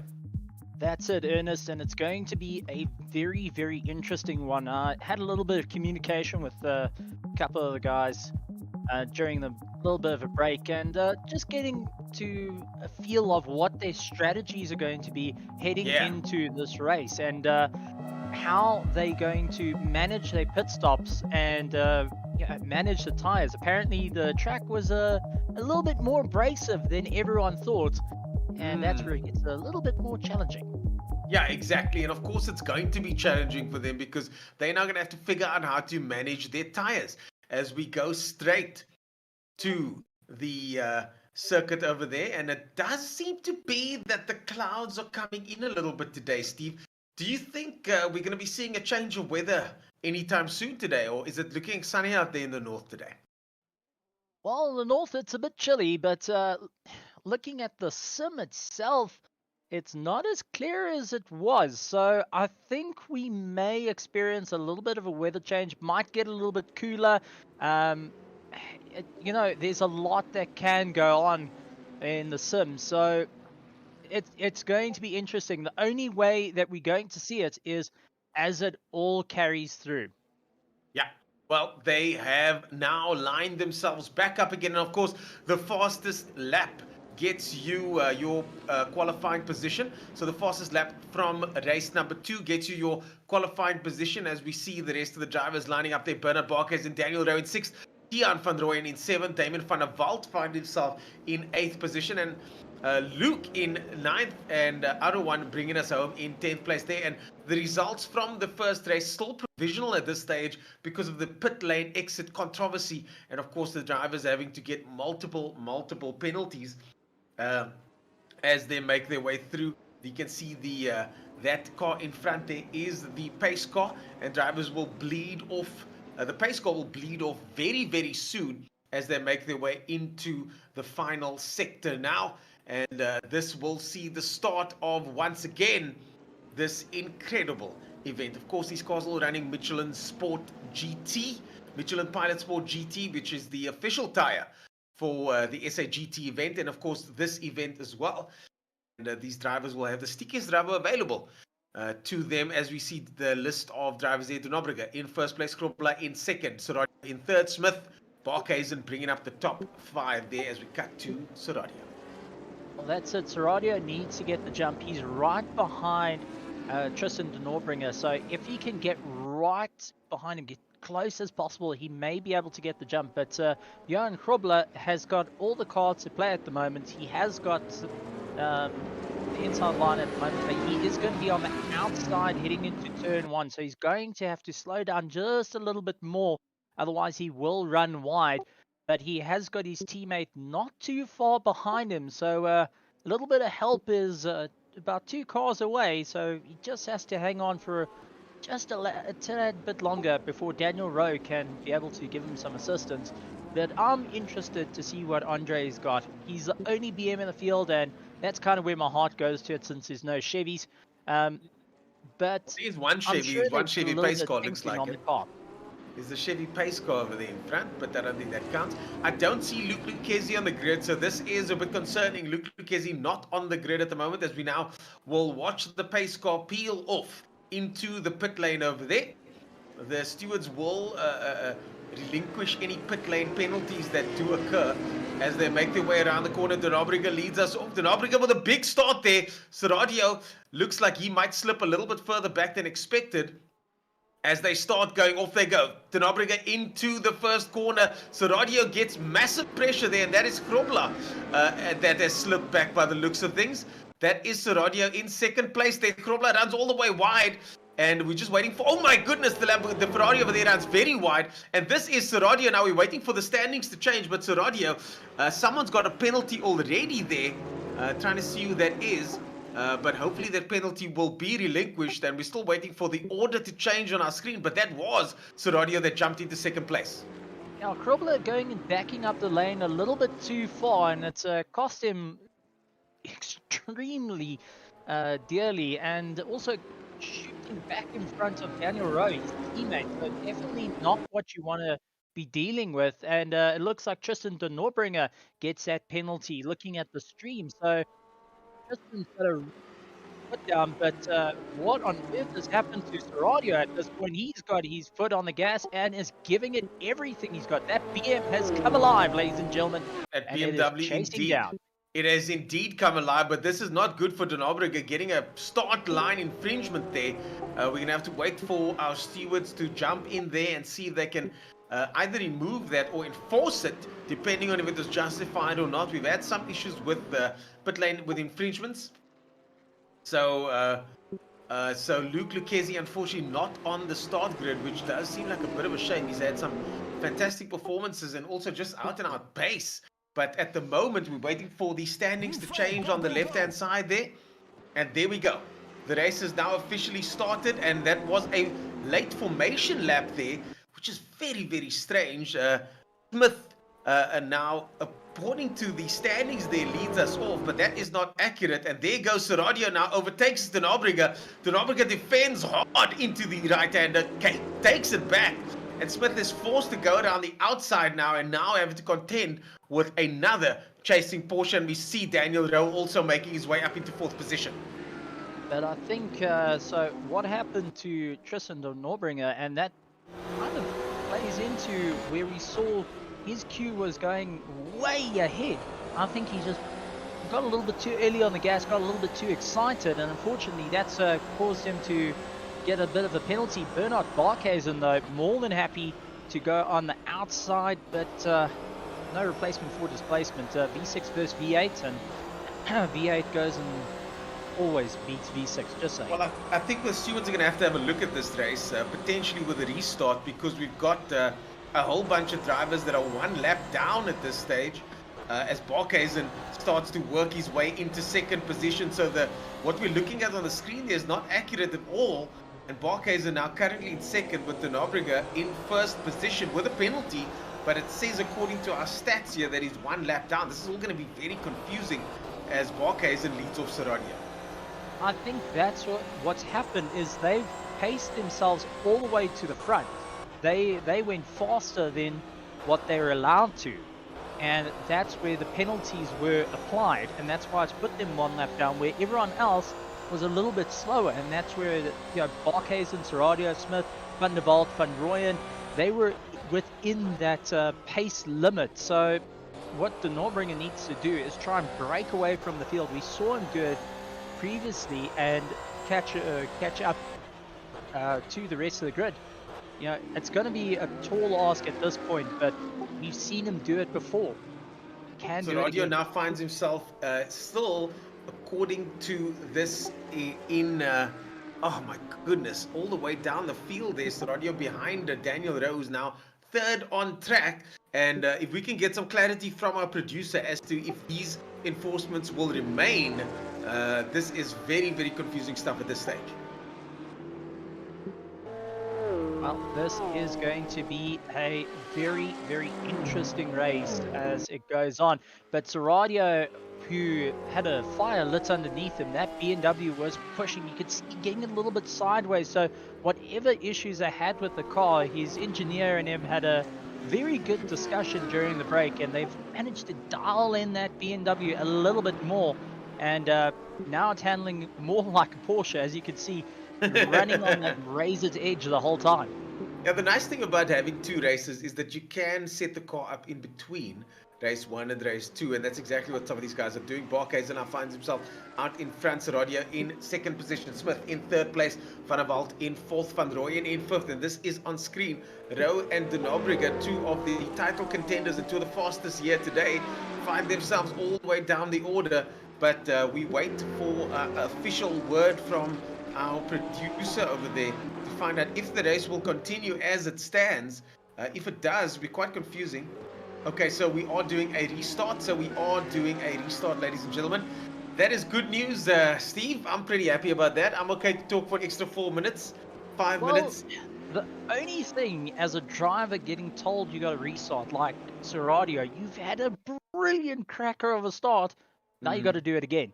You got to get in that same mind frame again, and I think that's where it's going to get a little bit difficult to reset yourself back a couple of laps. And I don't know how to do it. You've got to have the patience of a saint at that point. Yeah, indeed. And you find yourself sitting on the start line just waiting. At least these guys that had to contend with being inside a hot car with no air conditioning. But man, what a intense turn of events here. Now, will the weather remain? We saw some clouds coming in. We saw it looking a little bit ominous. Will the weather remain, or are these guys going to be looking forward to a dry circuit for the rest of the day? We don't know. We're going to find out soon enough, but at least we're having a restart. I'm pretty happy with that. I think this is what we need, especially after what happened in race 1 of today. Round 3, we don't need any more controversy with regard to that. So we're going to be heading into the next round with a clean slate, and let's see if these drivers can rejoin the server, and let's get things going once again. I'm not quite sure what happened, unless there was a pace limit that the guys exceeded. I know from Sims, there's always a 70 kilometer or 60 kilometer pace limit that you're allowed to have. If you exceed that, you get penalized. That might have been the case in this regard. So the restart is really, fantastic to have the drivers getting back onto the same lap and have a clean, fair fight. But it's something that I think the drivers have to be mindful going into the races. There is limitations. You can only push the envelope so far before it all goes crashing down on you. I mean, track limits, you push too far off a curb, you land on the grass, you go into the dirt. So I think those are things that guys need to investigate and just find out where the limits are of the sim, as this is still a reasonably new sim to a lot of the drivers. Yeah, and this is the thing. I mean, also running this sim on this level, these things happen, mistakes get made, things crash, drivers run a little bit too fast. But the thing is, I do think that, in any series that I've been part of, that I've worked on, that I've raced in, that I've driven in, that I've commentated on, there are sticking points. We're experiencing one of those sticking points now. We're going to sort it out, and it's going to be awesome. So the drivers are now rejoining the server. I love to see what the guys in the stream are saying. I'm going to cut to the stream now. See if I can jump on board here with the guys. Let's see. Let's see if we can get that Pro Series stream going here. And Well, I can hear what the guys have to if say. you have to take a look at a couple of the cars and think around, it's race 2, the guys could dial in the cars a little bit more. We just saw a little bit of a taste test, if I can put it that way, of what's to come. Where's your money sitting on, Ernest? Let's play the gambling game. Let's see if you the roll those gambling snake game. eyes. Ladies and gentlemen, it's time for the gambling game. And I don't know, I have no idea. I think the Nobriga's got the pace, but when it comes to out and out pace, the Rowe definitely has it. He had a bit of a disadvantage starting further back earlier on. Now, if he starts further forward, we could see him doing much better. So I think between the Rowe and the Nobriga at this stage, Lucchesi, of course, needs to just keep it tidy. Always a threat. We've seen that from him as well. But I think we can now see what happened. The sim was showing a formation lap on lap number 1, and if you were speeding on lap number 1, then you might have gotten a penalty of sorts. So I think that's what happened there. But if you ask me who I tipped to do well, I think the Nobriga's got this one, but he will be under threat from Krobla, from Lucchesi, and of course from Daniel Rowe. Fair enough. Well, I'm gonna have to put my money on Seradio. Not only because he's the only BM. I'm not favoriting the snowflake of the grid in terms of a different car, but having someone in your ear, a human versus an AI, makes a world of difference. They're able to see stuff that you're not seeing. You get tunnel visioned into a problem, and when stuff starts happening, you need someone to make quick decisions, and I think that's where having your engineer on hand may be a little bit more helpful. Yeah, exactly. So guys are going to want to use every resource at their disposal, and this is what it's all about, man. This is what it's all about. We've come to do the real thing. We've come to play big boy games, and this is where we're at right now. These things sometimes happen, but it's going to be a cracker of a restart, I suspect, as drivers like the Nobriga, Rowe, Lucchesi, Seradio, Labuskachni, Gerber, Smith, and the rest of the boys and girls make their way to the start line very shortly. That's it, and I think during the course of the season, we're going to see guys starting to upgrade their gear. We're going to start seeing guys investing in load cell pedals, investing direct drives, and just trying to bring their gears up to, their gear up to a professional level that suits this type of series. I mean, this is it. It's a Virtual SAES GT. This is a place you want to be. If you win, you get to drive a GT3 car. I mean, talk about winning prizes. I mean, that is a once-in-a-lifetime opportunity for everyone. Insane. I mean, I cannot believe it. I hope that us commentators will get a little bit of a spin as well. That would be lovely. After getting involved with ACC, that became kind of one of my current goals, is to just feel what it's like to be behind the wheel of one of those cars, even if I need to make that happen on my own at some stage. But for one of these drivers, and maybe more, they might race a full season in one of these cars. I mean, can you imagine? As we get ready in the next couple of seconds, we'll be cutting to the grid, and I'll be keeping a keen eye on those clouds, Steve, to make sure that we've got not too much cloud cover up in the sky. Well, this is it. R Factor 2, remember, is a dynamic changing sim. So if you get cooling parts of the circuit, say one section of the circuit gets cloud cover or gets rain, it will only cool down or rain on that specific part of the circuit, and it won't be like the whole circuit gets covered at one shot. So it's very dynamic, and then as the people drive through it, there's not an ideal line. It's going to be the same racing lines that guys are taking. So you got to keep that in mind with the sim. It's a very, very tricky sim in terms of figuring out, and you don't have that perfect line. You've got the line that everyone takes, and that's what I like about dynamic weather, but not in the usual marketing terms. It's actual dynamic weather to it. You're going to have parts of the circuit getting cooler versus other parts, or driving in the wet or driving in complete sunlight, and one section gets incredibly hot. So that's what the guys have to keep an eye out for, and the only way they're going to do that is watch their tire wear, watch how fast they're going, see where they get a bit of a slide, see where they got the most amount of grip, and try and figure out where's going to be the best section to make up as much time as possible. And also keep an eye. I mean, these guys are running AI systems that will tell them if there's weather changing, temperature changing, every little bit of information goes through. I know some of the guys actually race with a computer telling them every single one of their deltas as they make their way around. So in an hour's race, you've got to have everything on hand to try and figure it out. But at the same time, you don't want to have too much information that goes and overflows you. And that's where I think having a manager or a pit boss comes in handy, because they can worry about the nitty gritties. You worry about your right foot and your left foot.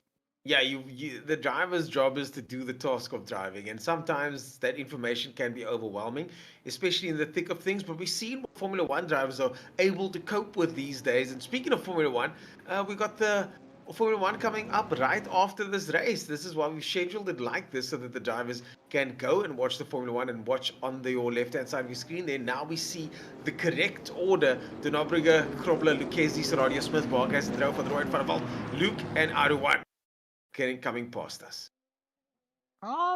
Everyone's excited about the Formula One. I'm excited about the current Le Mans that's going on, where you're seeing the GTE versions of these cars going and racing.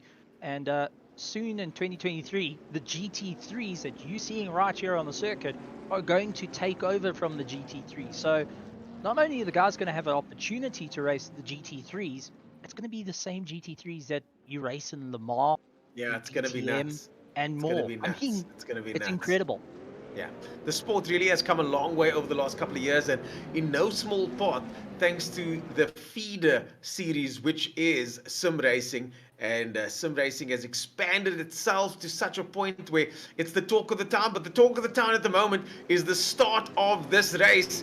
We've got De Nobrega leading us off. Krobler is going to want to stay a little bit tucked in this time. Lucchesi right behind him, Serradio, Smith, Barkhuizen, and of course Roo looking on as well. And ladies and gentlemen, looks like we have green flag racing. Yes, we do. Serradio and De Nobrega. Lucchesi having a look down the inside there, and Krobler once again falling back. Lucchesi snatches second position. Serradio comes through as well, and as we go on board here with Tristan De Nobrega, he's starting to get a gap already, but the cars behind him are fighting it out. Lucchesi now finally getting a little bit of good luck and slotting into second position.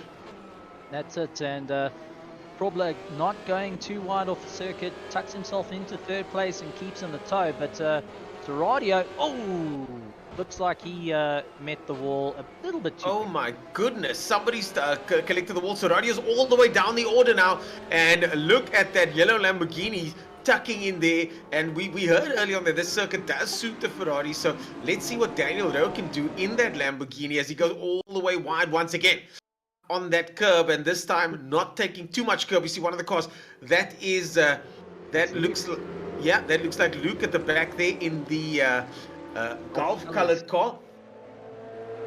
Conrad Fenter says Phakisa never looked this good. I think judging from the current state of the circuit, he might be right. Oh, this is Roo getting some pressure. Roo getting some pressure over there. Van der Walt and Roo having a good ding-dong battle here. And Roo with some serious space, but can he hold off Van der Walt for much longer? Daniel Roo in fourth position. The first two guys now starting to separate themselves ever so slightly. And Lucchesi with clear pace tucked in behind the Nobriga. Well, it looks like we also had Grobler off into the dirt, trying to now clear his tires. He's got his teammate behind him. Now, the best thing he can do is let his teammate go punch a hole through the front and then follow suit. So this is where it gets a little bit tricky, but imagine how it feels for Phakisa. He's going and rubbing shoulders with Daniel Rowe, who's driven one of these cars, and he's having a bit of fun. Yeah, indeed having a bit of fun. Lots of fun to be had here because these guys are racing for position at this stage. Thankfully, we managed to sort out our issues with the standing order. So now the drivers are racing for position, and you can see there the Nobriga still in the front of the pack, but Lucchesi going to be keeping him honest for quite some time to come, I suspect. That's it. You got to just keep the pressure on. Remember, it's an hour's race that the guys have to do.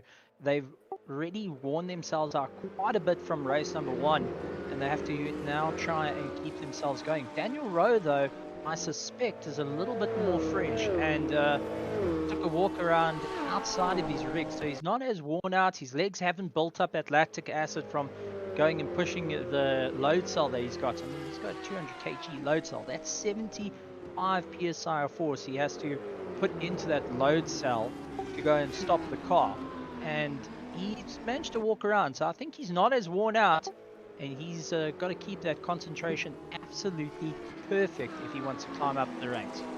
So if you look on your screen there, folks, you'll see we got 46 minutes of racing left. Some of that time has been deducted because of the restart. So we got a new best lap time over there. The Nobriga takes it home in first position. So only 46 minutes of driving to go. Steve, this...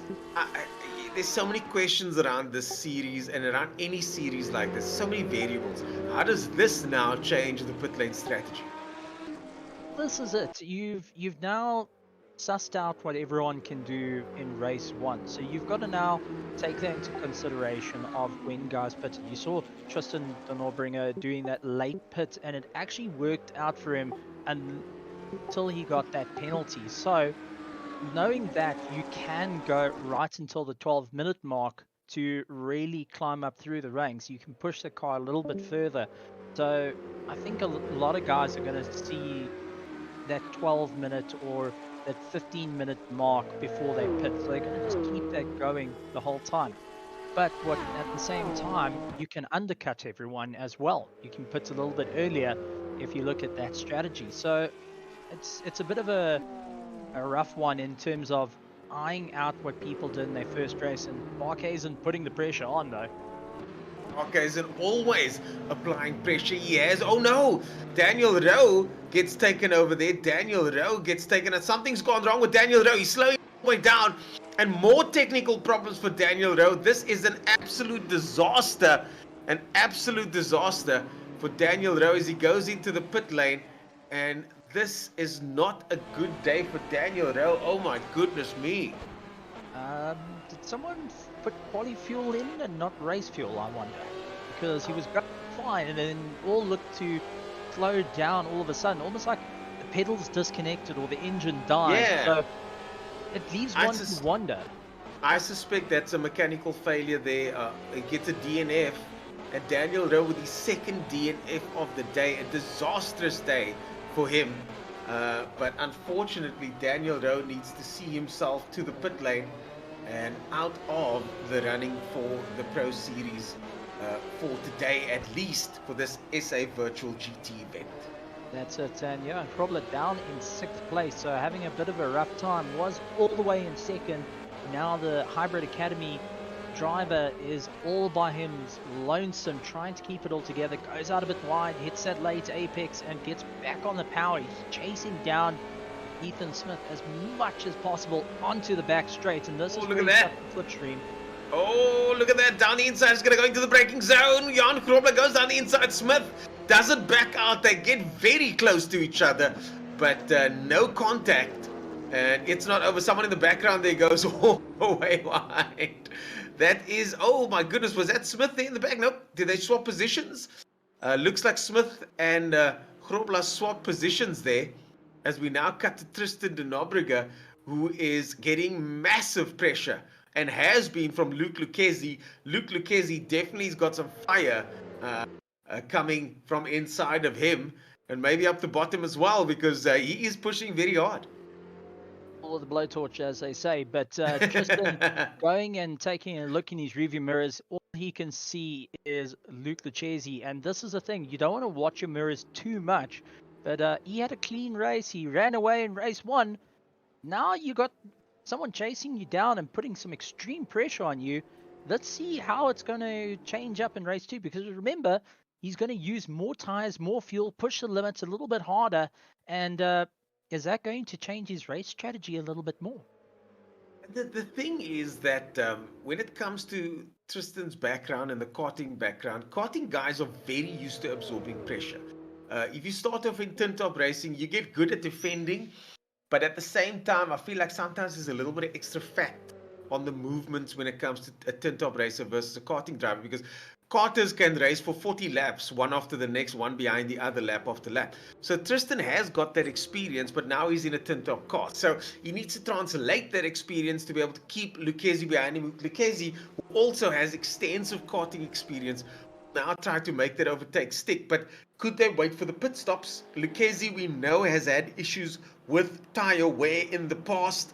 De Nobrega, not so much. Both of them getting penalties early on.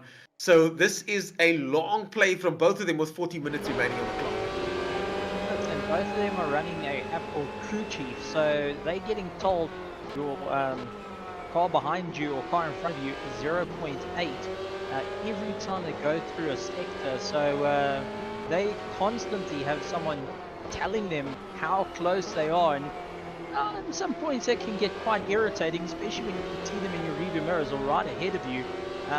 You're not only soaking the pressure, now you've got essentially a Garmin telling you who's around you.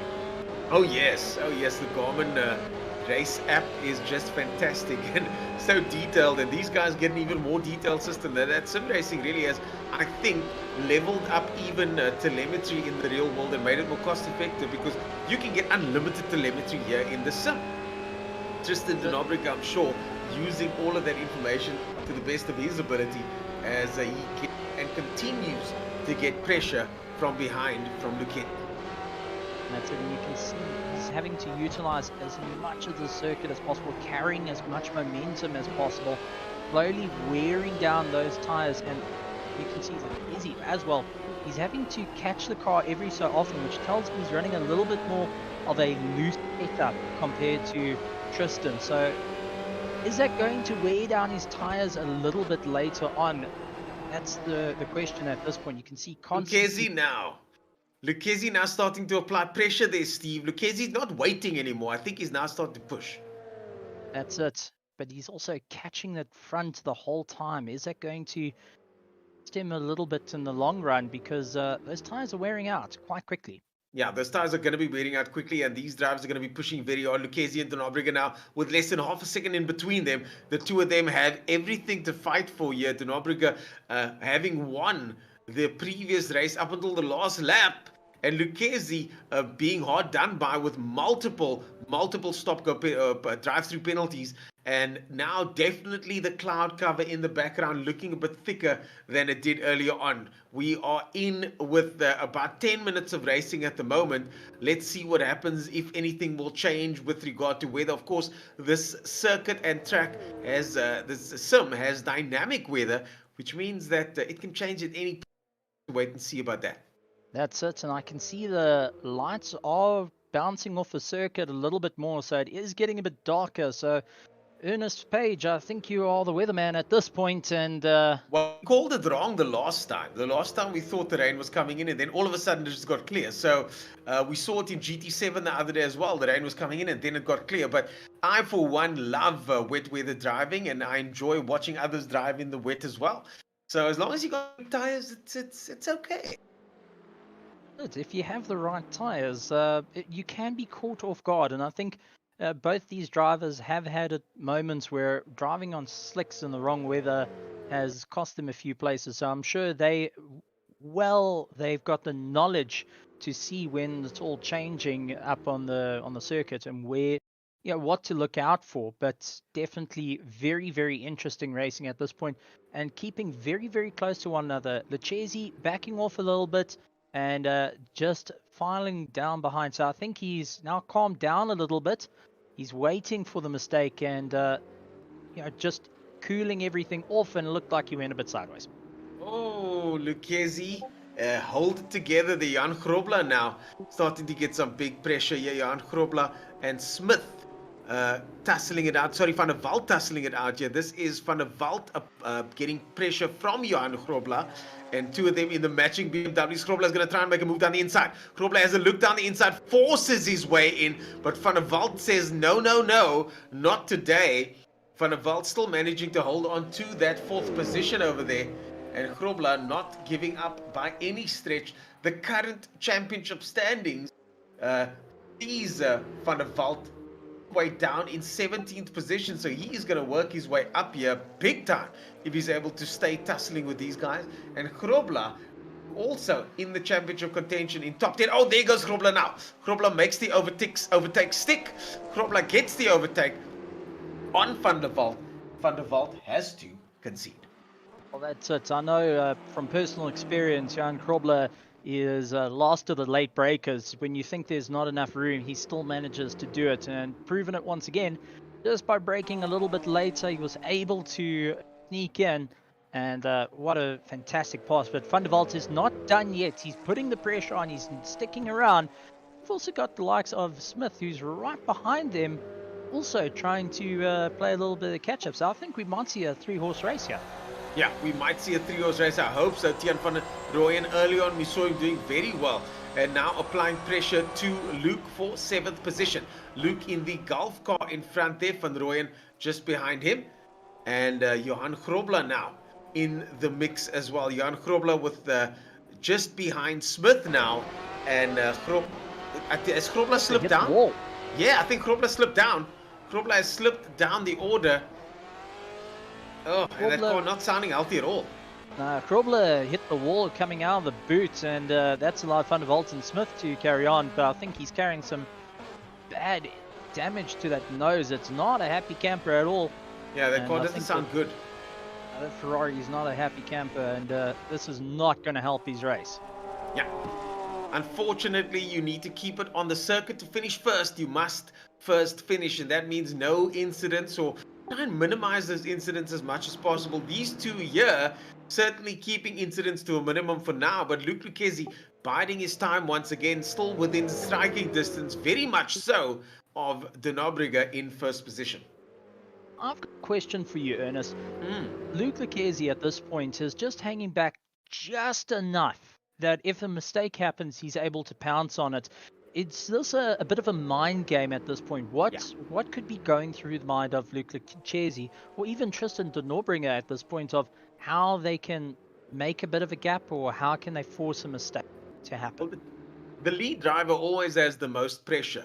The chasing driver can just hang about there, follow the lead driver and wait for his moment. But we don't know what their pit lane strategies are either. And we don't know what their tire strategies are, because we saw, and you can see that there, that Lucchesi is to use quite a bit of his tire, and he uses up quite a bit of rubber over the course of the race. De Nobrega is able to maintain. So if De Nobrega can stay ahead at, for him, what is a moderate pace on his tires, we could see him coming out on top at the end. Now, Lucchesi is applying pressure in moments, but I don't think De Nobrega is going to crack under that kind of pressure. And here we go. Look at that. He's not even defending going into the final corner over there, because he knows he doesn't have to. And it's that kind of calmness under pressure that separates the winners from the also-rans. But you also take a look at Luke Lucchesi. He's got a very loose setup, so he's constantly correcting and having to catch a slide every so often. I mean, you've been there, you've destroyed a few tires, one or two. I do like a loose setup. Yeah, with a setup like that, how long can a set of sticky rubber like this last before it eventually starts dropping off a cliff, because you're wearing it down differently to a normal racing line? Yeah, we've seen that before, especially on the circuit. Look at that. That the circuit does punish that type of driving. It gives you speed, but the tires get worn prematurely. And This is definitely a tire management race, even though it's quite a short sprint race, about 50 minutes for this heat. It's still a tire management race as well, and so far it does look like the Nobrick is managing to maintain as they go onto the back straight. Certainly, you can see off the back wing here, just keeping enough space, heading off the back straight, and able to pull himself along, keeping it nice and clean. Luke having to do small corrections though, just to keep that Ferrari in check, but the prancing horse is really making Luke work for it, and unfortunately I think it's also wearing him down. Remember, these guys are running on average 6 to 13 Newton meters on their steering, so that's like holding on to your moving steps at a shopping mall. For an hour at a time. Yeah. Oh, there it is. There it is. Luke Lucchesi with a big moment there. Holds it. But man, that was a top gear cover shot there, but not the kind of shot that you want from the back of Tristan. And there, once again, the rotation and the yaw angle, the slip angle on Lucchesi's car is mega. This is where the tire management of Denobriga is going to come into play. He's obviously managing the tires better. He's obviously got a car that's not as loosely set up. Well spotted there, Steve. And now for the next phase, his car will slowly start dropping off a cliff. And he's going to have to work a little bit harder to keep it on the circuit. We saw there was a big moment there just seconds ago. We saw it off the back wing of Tristan's car. Once he pulls in the pits, they're going to remove those tires and put him in the forever gone box. That's for certain. Yeah. Now those tires are toast. But absolutely well done for the drivers, keeping it all together. And Tristan now opening that gap, utilizing that 550 horsepower in that Ferrari, and having a huge amount of fun. This is the points that he needs for the championship, and this is exactly what he needs to keep going. The championship rivals behind him, a little bit further down as well, so he's able to maximize the points in the race. Yeah, it's all about maximizing points over the course of a championship, and Luke Lucchesi getting a little bit of cool air there, some clear air there, having a look. But it's all about maximizing those championship points, and someone that's good at that will be the person that comes out at the top of this championship. We're going to have to wait and see. Ethan Smith doing very well there in 5th position, getting now Grobla chasing him, Grobla in 6th place, Van der Walt in 4th position, but Ethan Smith looking very good there in 5th place. That's it, keeping it all together, chasing down Van der Walt, and it's getting closer and closer. 30 minutes left of the race. 30 minutes left of the race, and the guys are having to start considering the pit stops now. As you said, it is mandatory. You have to put at least 1 liter of fuel in the car to count as a pit stop. So this is where it starts running off. Are you going to undercut? Are you going to run it as late as possible? You've seen it can last 12 minutes, but do you want to run it that far and risk being undercut, or you're going to go for the overcut? So this is where the question starts cycling in the head, trying to plan things out. This is when it starts becoming a chess game, not checkers. Yeah, this is definitely chess, not checkers. These guys, some of the best in the country, all sharing the same circuit. But two drivers that are sharing the same piece of tar at the moment are these two on your screen right now. Ethan Smith currently in 5th position, chasing down position number 4, just up ahead. And look at that rotation on turn-in over there. This, of course, ladies and gentlemen, is the virtual SAG based on the real world SAGT, and where drivers, it's the winners, stand a chance of making their way into the cockpit of one of these cars for real. Of course, none of this would be possible without our sponsors. You can see them on the bottom left-hand side of your screen over there, as the next group of drivers once again cross the start-finish line with just 30 minutes of racing to go. That's it, and now this is where you start getting worn down. I think the drivers are starting to feel the last race and this race coming into play. Those arms getting tired, those legs getting tired, and also we cannot forget the eye strain that the drivers are going through at the moment, the mental fatigue as they go through, and this is what becomes a challenge for the drivers, and this is what separates everyone, from the pros to the casuals. I mean, let's be honest here. I mean, Ernest, you and I go and sit behind a screen, and after about an hour or two, we feel like getting up and walking away and go have something to drink. But these guys are having to keep their head in the game for so long and push themselves to the absolute limit. It's going to be something to keep an eye out on. Yeah, it's the concentration that it takes that is just absolutely stellar. And these drivers have proven that they are some of the best at doing that. And to maintain the levels of concentration, it's just insane. But now we start to see those clouds getting darker and darker. It's definitely getting darker out there, Steve. But now, will the conditions change as we head into the final 30 minutes of today's proceedings? That's always a question. I see Lucchesi has pitted and come out, so he's done a little bit of an undercut. We got Ethan Smith now coming into the pits as well. Is this going to pay off for them? Is this the right move? Are you keeping the tires? Are you putting in enough fuel? It's so many variables when you head into a sim race, and especially replicating the current racing that we have. I mean, this is what our drivers of the SAGT have to deal with. Is it going to be rain? Is it going to be cold? Is it going to be warm? What you going to do? And now the guys are getting to experience it, on a fantastic sim such as R Factor 2. Factor 2, of course, the sim being used today, and these drivers over here maximizing their pace out there at the moment as we go on board here with the Tiaan van Rooyen. And just listen to the sound of that car as he thunders his way up this over there. Tiaan van Rooyen, of course, currently all the way down the audience 6th position, but a fantastic performance from him to maintain 6th. That's it. He's pushed this Porsche to the limit, and I saw the last corner here to push the brake pedal through the floor, but really doing well. And Porsche, as we know, is not a car for newbies or people that are not too experienced. So he's able to keep it all in check and really battle out for position. So I'm very, very impressed by Tiaan and all the hard work he's been doing from race 1 to race 2. Consistency in a Porsche is the most, in my opinion, one of the most difficult things you can do in sim racing. Yeah, consistency in a Porsche can be very tricky because of the rear engine nature of the car. You find yourself in a situation where the car is, as we said, got the engine hanging all the way over the back axle, and it's not an easy car. It's a very fast car to drive, but not very easy to drive. That's it. It's not as friendly as Herbie, that's for certain, but definitely a huge amount of fun. You think of, he's got 500 horsepower to deal with. He's got an engine that's hanging over the axle. You're trying to keep it all in check. It's got a lot of rotation to it, and you're constantly having to correct yourself. And one wrong move in setup can cause the car to be extremely difficult.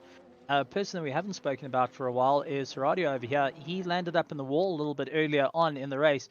He's pulling it all back in check, lying in 7th place and chasing down our Porsches. But the BM, really a very pretty car. And, well, now he's got his sights on Tiaan.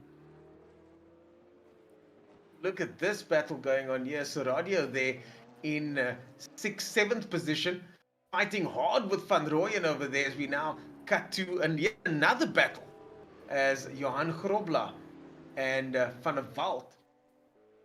Johan Grobler making his way through traffic over there. Oh, big sideways moment there from the car behind him. That's Luke at the back there in that Porsche.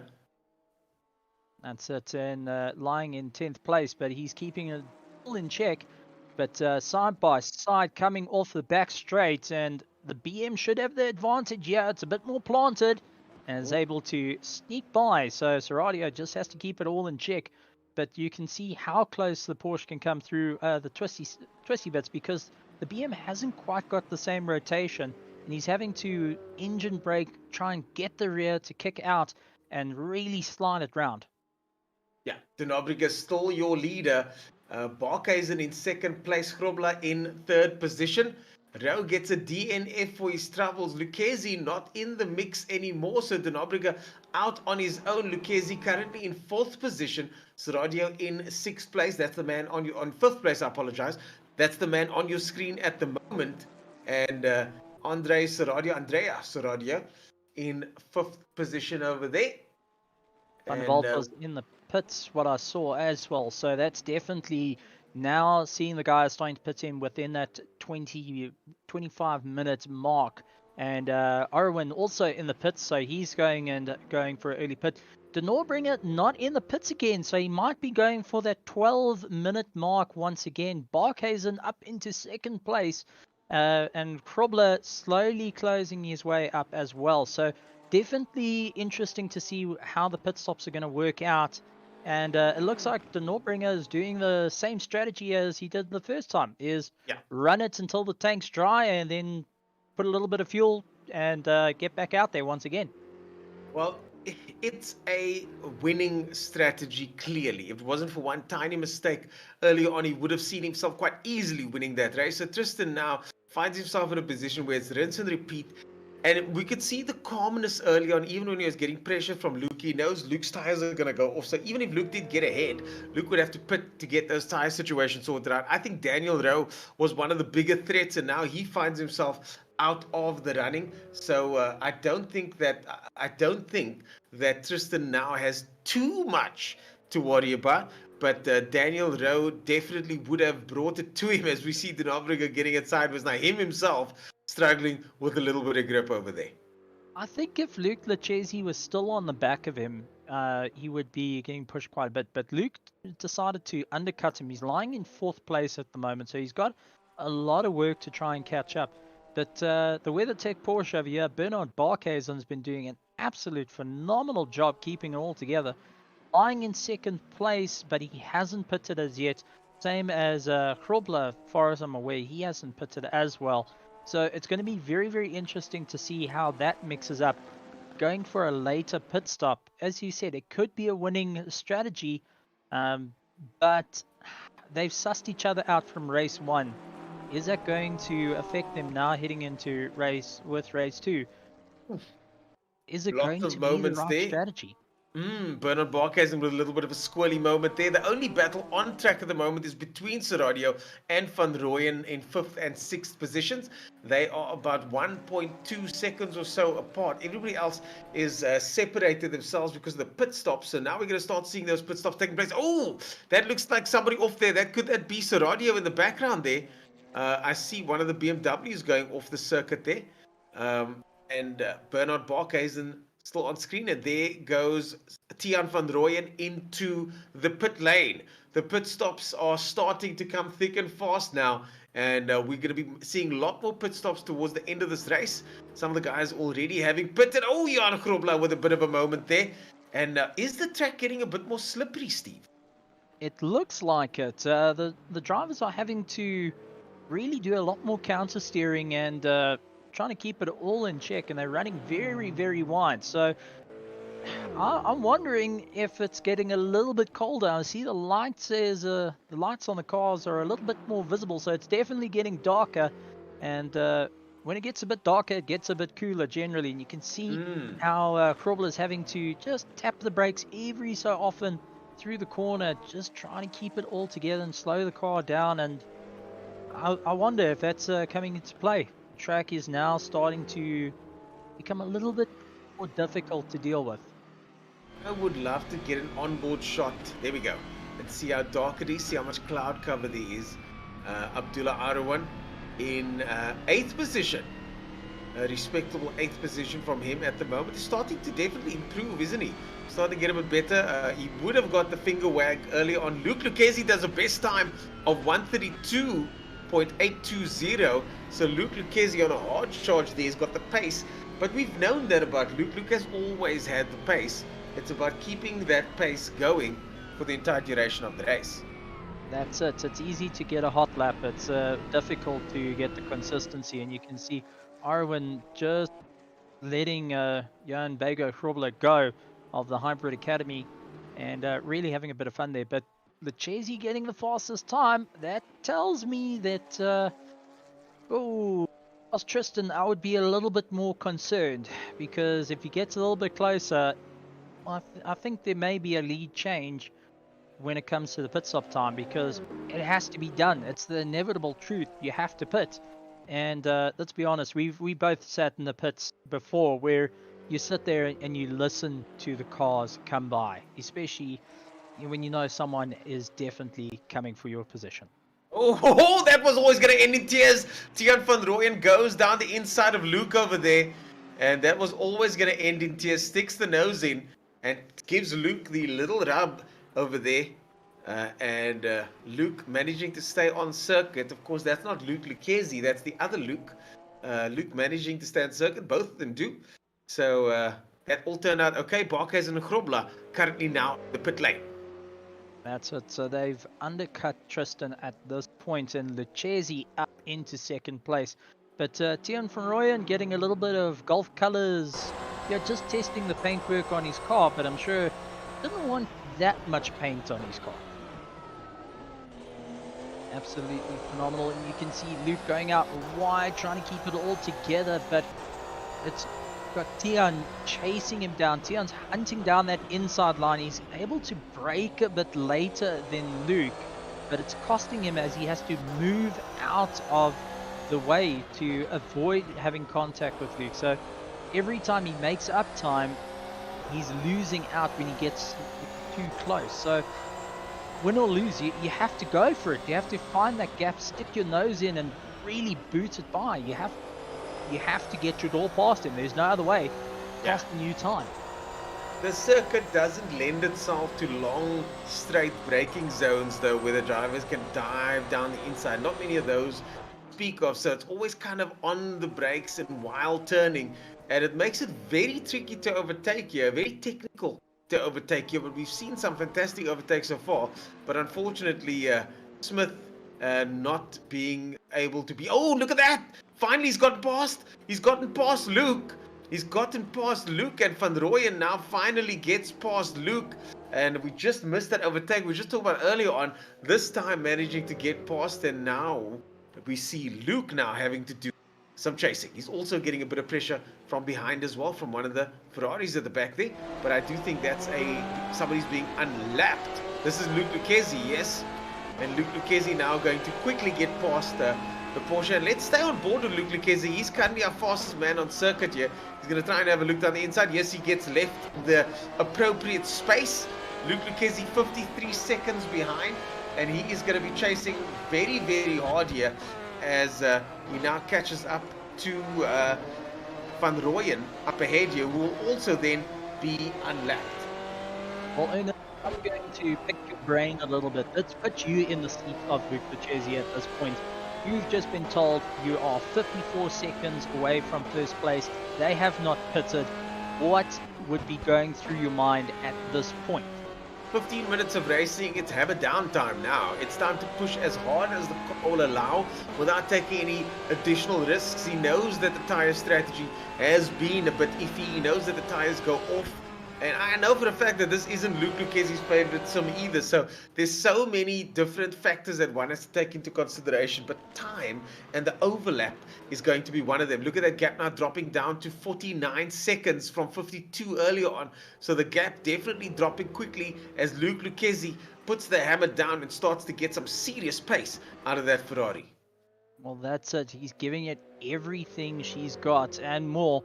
Diving down into turn one, can be later on the brakes and just has to carry his way through.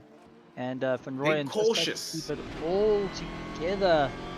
Being on the outside, you're on the marbles. You've got to be very, very careful there. And Van Rooyen able just to feather the throttle all the way through. This is Arwan now, who's now starting to get pressure from Lucchesi as well. And he's going to have to keep it tidy here. Lucchesi now just behind Arwan. The gap once again to 52 seconds. So that back marker there cost him a little bit of time there. He did take a very conservative line, but remember, Denobringa still has to pit, and Lucchesi has already pitted. Let's hope Arwan sees him there. Arwan turns in on him. Oh my goodness me. The battle for the lead almost then affected by Arwan once again. I think Arwan's going to definitely get a little bit of a talking to after this one. I think Luke Lucchesi felt the impact and got his elbows out and decided that Arwan needed to go and clean up the dirt at that point because well, it seemed like he straightened up the steering wheel of, no, you're not doing this to me. And, well, it's cost him a little bit of time, but, you know, the other factor is he would have been rotated round and that would have really hurt the lead. So That would have really hurt badly. Oh, look at that. At that point, I can't fault him for elbows out. Elbows out. He is fighting for the lead here, just 50 seconds down. And let's hop on board with Luke Lucchesi now if we can, to try and see what an onboard lap looks like as he crosses the start-finish line, goes into turn 1 now, which cut back on itself. And now they're going to go into what is effectively also a turn, but it's an ever so slight switch to the right. This is the turn 2 section over there, the gap down now to 41 seconds. Now, this section over here on the left doesn't count as a turn, but the right-hander here is turn 3.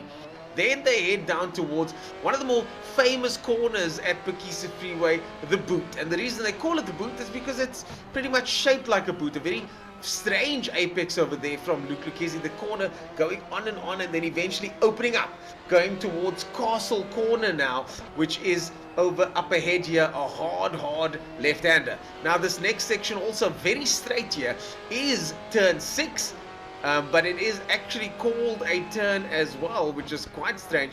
And now they go into Unsini Corner, Unsini 1, and then immediately into Unsini 2, which is the back straight section over here, one of the fastest sections on the circuit, and very fast because you come into it fast and you leave it fast too as he goes into turn 9. And watch how wide he's going to run to line it up for the next corner, which is effectively not a corner, and then turn 10, which is called Hills Court.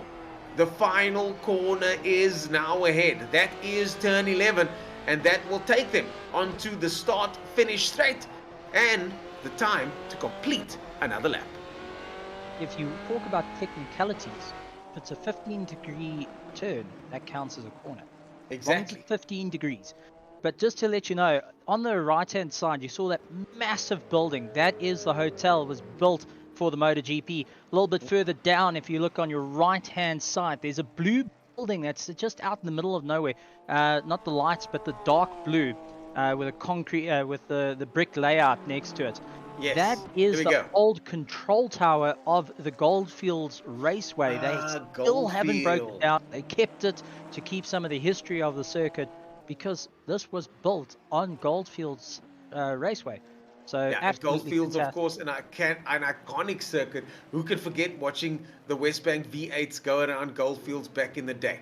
So an iconic circuit in South African motorsport, and this one too had all the makings of becoming a legend in South African motorsport. Doesn't take away from the fact that it's a good circuit, but unfortunately hasn't been utilized as it should be. The gap now 68 seconds to De Nobrega. Not quite sure what happened there, but Lucchesi has lost out quite a bit of time to Tristan De Nobrega. All right, so absolutely fantastic. The drivers are keeping it all in check and just having to try and make their way around the circuit. No penalties in the pit, so I think they've learned from last time of where the limits are and where they can push the limits. So really well done to them in that. So drivers learning from past experiences and still managing to keep it going. But Lucchesi has to work hard. 68 seconds behind Tristan De Nobrega, and Tristan still needs to pit. Yeah, Tristan still does need to pit, and still plenty time left on the clock for that. 9 minutes remaining, and we know for Tristan that's quite a lot as we go on board with Johan Grobler in the Scuderia car. This is the battle for P2. He's got Lucchesi up ahead, and Lucchesi is who was once in the chase for P1 now finds himself under pressure for P2. Does this mean that Lucchesi had a problem, that he lost out so much time that allowed Johan Vego Grobler to get closer? So the Hybrid Academy car wasn't this close, and now all of a sudden Lucchesi's miles away. He was originally around about 40 seconds closer to Tristan, and now he's 63 seconds. So something went horribly wrong, And there's Krobler just rubbing his hands together. He's more than happy, and he's seeing a battle in front of him as well, which he knows is going to hold up Luke and the Oh, they process. come down the main back straight. And look at Soradio and Barkhuizen as well, also figuring it out. And here comes the charging. Luke Lucchesi threads his way past, and then it's going to be close. It's going to be close. There's a battle happening there. Just look at that, threading the needle. Oh, runs wide. It costs him. If he'd pulled that off, it would have been an epic move, but it cost him not too much time, though. He manages to get back out of the kitty litter, but Jan Grobler gets accosted there by one of the BMWs. And what a pity. That was looking to be a fantastic race. Barkhuizen and Soradio also fighting it out. I'd love to go have a look at that race as well. Well, that was Arwen that assisted, and now into the wall. So Arwen's having a little bit of a difficult time, still trying to get to grips with the car, I think. And, you know, that's the track being a little bit cooler, a bit darker. I don't think it suits him as much, but Jan Grobler more than happy to try and get around Luke, trying to snap the toe, ironically enough. I mean, you're in 9th place, give the guy a toe. that's all I can say. Let's both finish in the top 10, shall we? But yeah, help my brother out. We've got Luke here in 9th position, and off he goes into the distance, goes the Ferrari. I just like our producers to cut to Barkhuizen and Soradio, because I think that's the race to watch at this stage. And here we go. Andre Soradio and Barkhuizen now fighting it out. The gap is very, very small. Just over a second at this stage. It was smaller still early on. Soradio in 5th position there. Barkhuizen in 4th place. And down the back straight they go towards to complete yet another lap. And it does look like Barkhuizen is managing to stretch that gap ever so slightly. We only got 7 minutes remaining. So Soradio has to make the move stick and make it stick very soon. And look at how close he gets in the final sector of the circuit, managing to tuck it all the way back in there. And the Porsche, look at how much smaller that Porsche is compared to that BMW.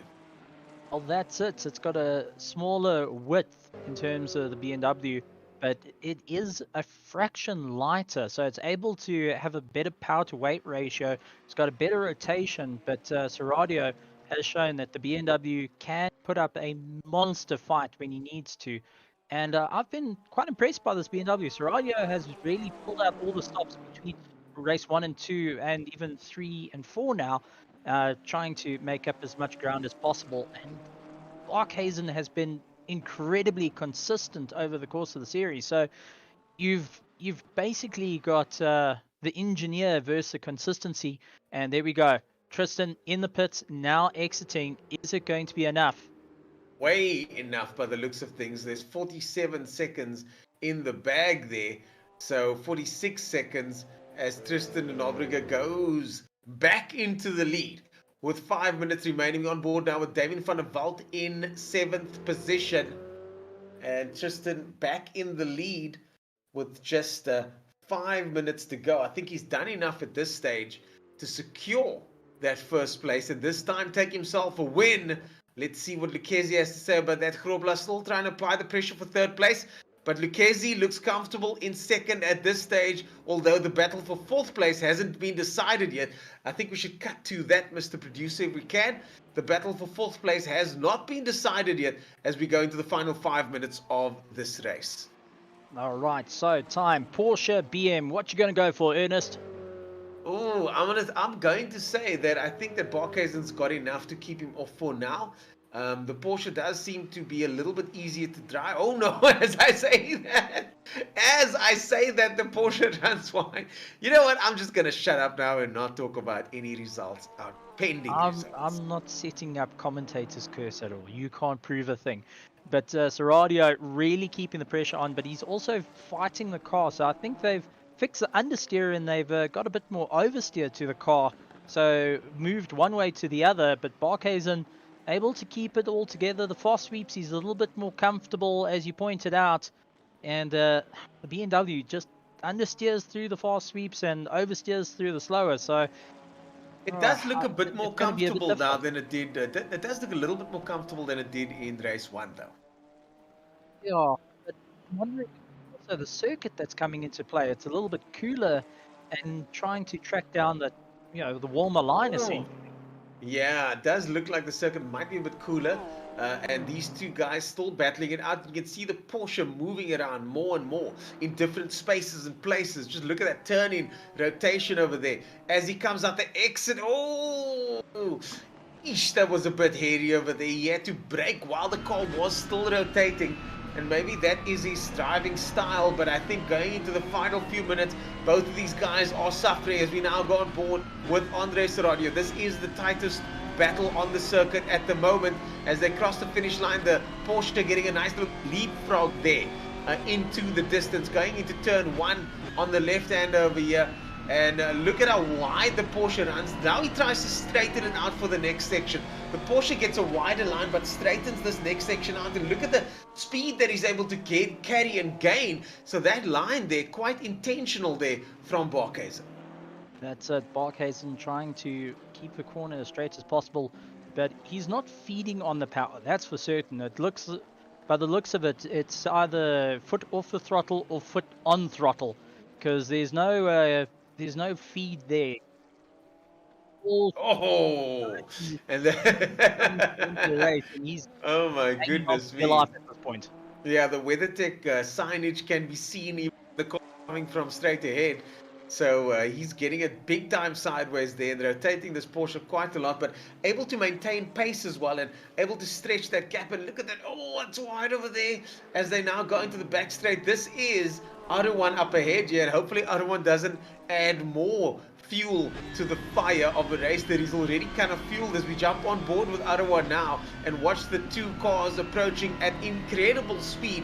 Aruan will be caught up to any second now, and we will see firsthand as the two of them battle it out. It looks like they're getting but side by side there at the back there. It's getting very close at the back now between Barkhuizen and Serradio. Serradio now starting to apply the pressure with 1.5 minutes to go. Serradio is going to have a look down the inside, but this is where Barkhuizen sets up the car for the next straight. And Barkhuizen with a fantastic line there, very interesting. He leaves the gap, then closes that gap. And look at how the line he takes the V line over there. And now he's going to try and close the gap, but the BMW has a look down the inside. The BMW gets close, but look at the speed down the straight that Barkhuizen is able to get. That's an absolutely incredible, and it shows you just a different driving style. Just going in for those later apexes can carry a huge amount of speed. But he's also closing the off just at the right moment where Serradio thinks there's a gap and he has to brake a little bit harder to try and maintain some spacing. But if Serradio can keep close enough getting onto the back straight, he will be able to use the toe and pull himself up. But he needs to get on the power earlier. He needs to straighten out the corners and get as close as he can. Otherwise, he is going to lose this in the final couple of seconds, not even minutes. It's a dangerous game when you run the wide line and your competitor's running a totally different line, because as the time ticks down, and you've got to know, Serradio is keeping an eye on that clock. He knows that he's only got a couple of opportunities. He's going to have to either sit with that position or do a banzai move and hope it sticks. I've got to say, I do enjoy Barkhuizen's car control over here. Barkhuizen now going defensive as the BMW goes all the way around the outside, tries to get it set up for the next corner. This is going to go onto the main straight. They should have one more lap left after this at least. This is the battle for fourth position, Barkhuizen and Serradio, and this time Serradio a lot closer. They're going down the main straight now into the first corner. Barkhuizen would normally take a wide line here, but what's he going to do this time? That would mean Serradio is going to have the space down the inside. Oh, he takes a tighter line this time, and rightly so. He's very twitchy. It looks like Barkhuizen's got a very twitchy car underneath him. I wonder if those tires are now seeing the end, and he's just trying to just limp the car back at this point. Look at Serradio going everywhere that he can. De Nobrega crosses the line first, so the race is over for our race winner, De Nobrega. Lucchesi in second. This is the battle, ladies and gentlemen, for fourth place.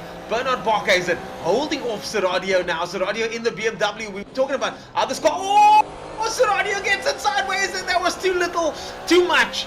Too soon, too late, too little, too late. I don't know which way you want to look at it, but he had to give it a go, and unfortunately It didn't pay off this time, but a fantastic battle for the audience nonetheless, and Phakisa will be very glad that that pressure is finally off him. I was talking about it earlier. Phakisa knows exactly where to stop that car, to just close the door enough. You're giving him a centimeter, but you're not giving him a centimeter and a half it's needed. And unfortunately, Seradio saw that there was no space, and instead of impacting, he decided to climb on the anchors, slow himself up quite a bit, and keep the car out of the wall. So well done in terms of car control, not to damage the car, but well done to Bernard Phakisa, who drove it all the way to the line. Master class, that's all I can say. Indeed. Well, folks, we're going to be cutting to a commercial break. We'll be right back after this with the results. What a fantastic performance. Your winner, Tristan de Nobrega. And hopefully we get to chat to him after this to find out how the race went.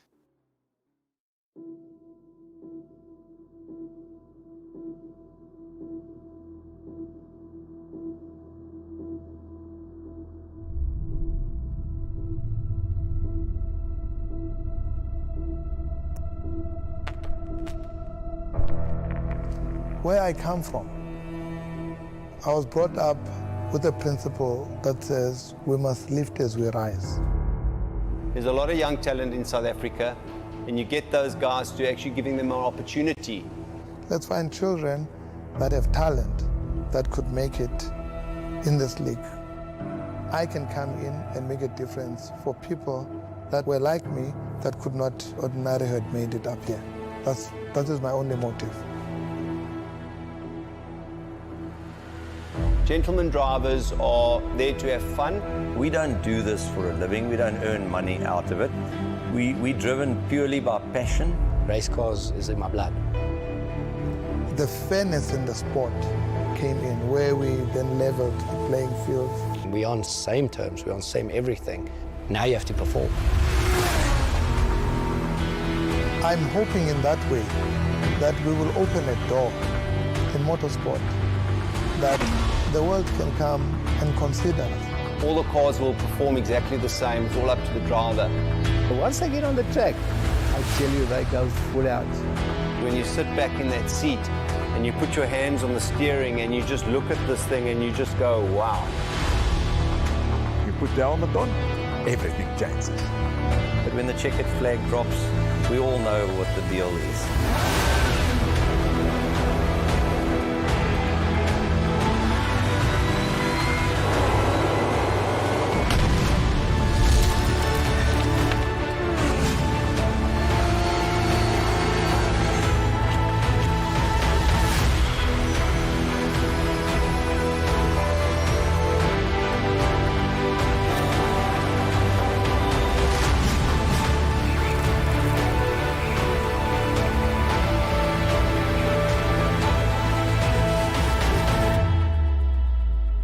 This is the type of racing that South Africa needs, GT Racing needs, GT3, GT4, and of course the GT Open that we're doing. You know, no one thought that we, as a bunch of gentleman drivers, could actually put something together, and here we are.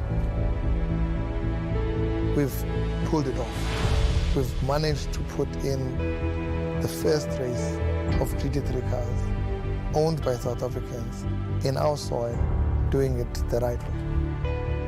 And for the future, this is where we're going to go. We were bold enough to do it.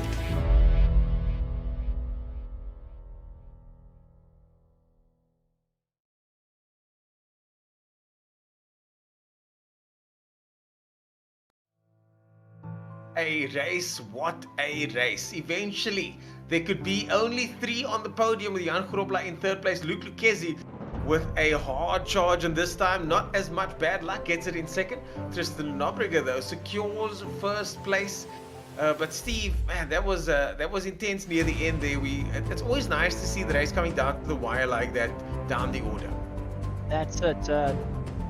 It doesn't matter where you are on the circuit. It doesn't matter where you placing. I mean, this is the Virtual SAGT, and you've got the finest drivers in SA duking it out.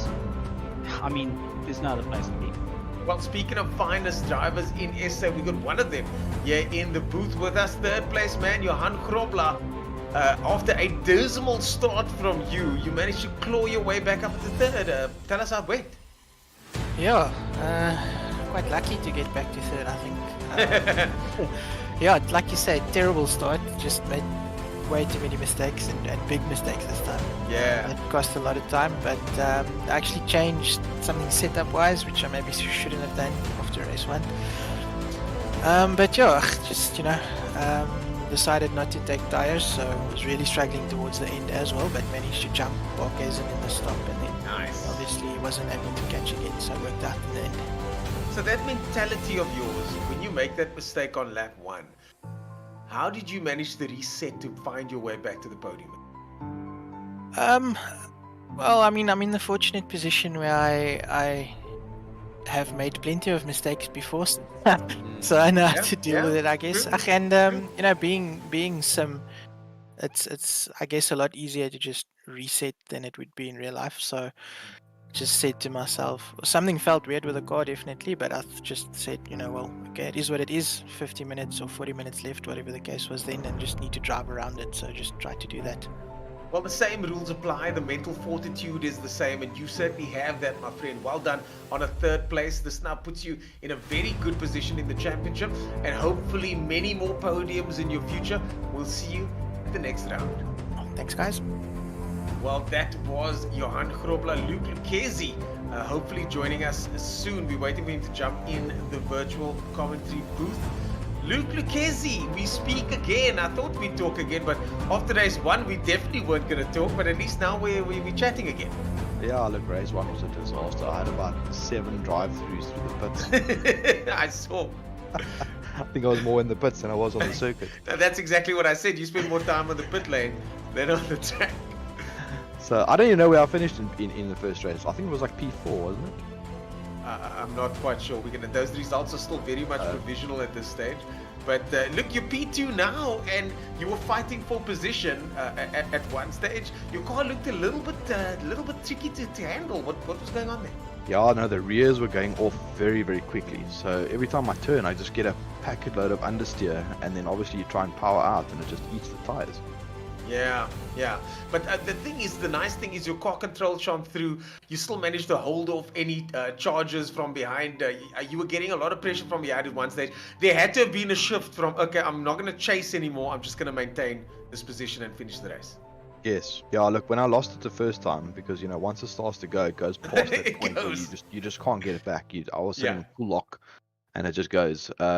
Yeah, I mean, at that point, there wasn't any point in trying to, push to challenge for the lead, risk going off again. Yeah.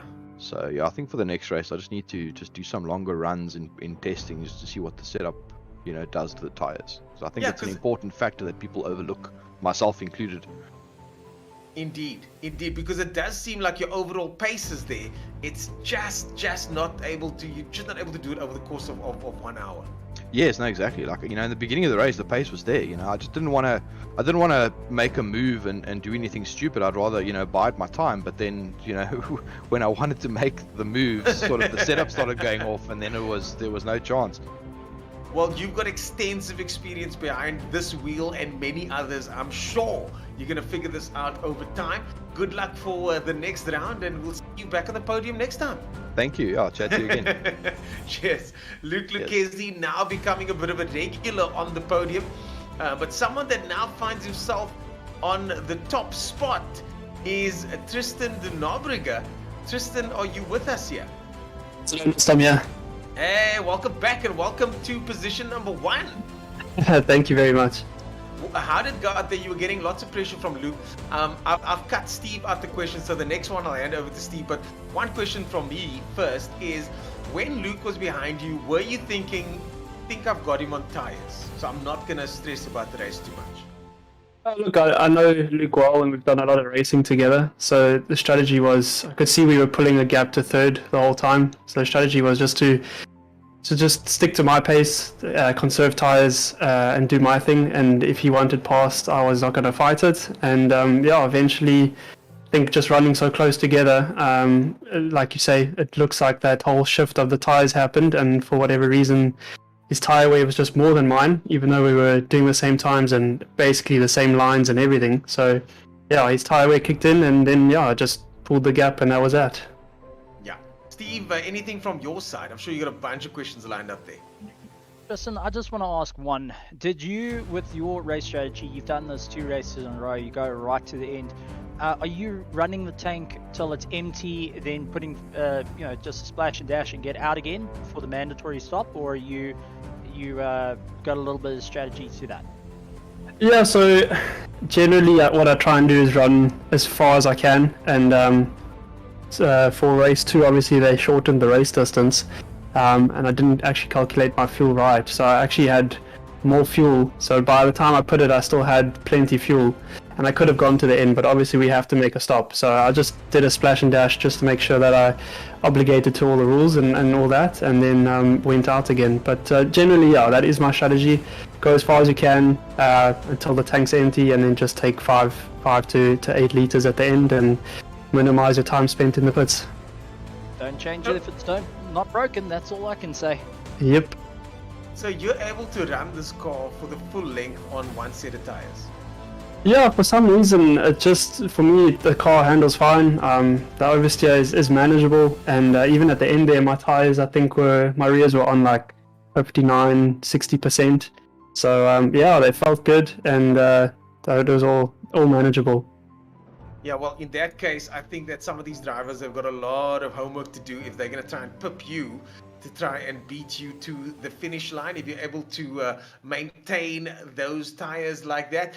From your perspective, Daniel Rao, unfortunately pulling out over there, I suspect he was going to give you a bit of a run for your money. What are your thoughts going into the next race? Yeah, it's a pity. It would be nice to have the top guys all really on form. I was looking forward to racing against especially Johan, Luke and Daniel. I don't know what happened to Daniel. I don't know if he had time to prepare for the race or what it was. I know yesterday, even in quali, he had some issues with penalties and stuff, so it is a pity. Because, like I said earlier, for race 1, we want to race on track and we want to have fun. So yeah, hopefully the guys sort their issues out, and then for round 3 we'll have a proper race. Well, Tristan, so far some fantastic proper racing from you. And that glint in your eye that I was talking about earlier, and I think it's getting brighter now because you're going further and further up the championship standings. Congratulations on your win, and we look forward to seeing you at the next round. Thank you very much, guys. Awesome stuff, ladies and gentlemen. That was Tristan de Nobrega, your winner of this race. And we're now going to cut to race 4 standings. Officially, we've got those results for the last round that you just witnessed. The previous round still under revision. We're busy sorting that out, but for now we've got those race results. They should come up on your screen very shortly. There you go. Tristan de Nobrega scores 35 points. Luke Lucchesi scores himself 32 points, and Krobla gets 30 points for his trouble. Not a lot of points in it, but enough to make a meaningful difference, Steve.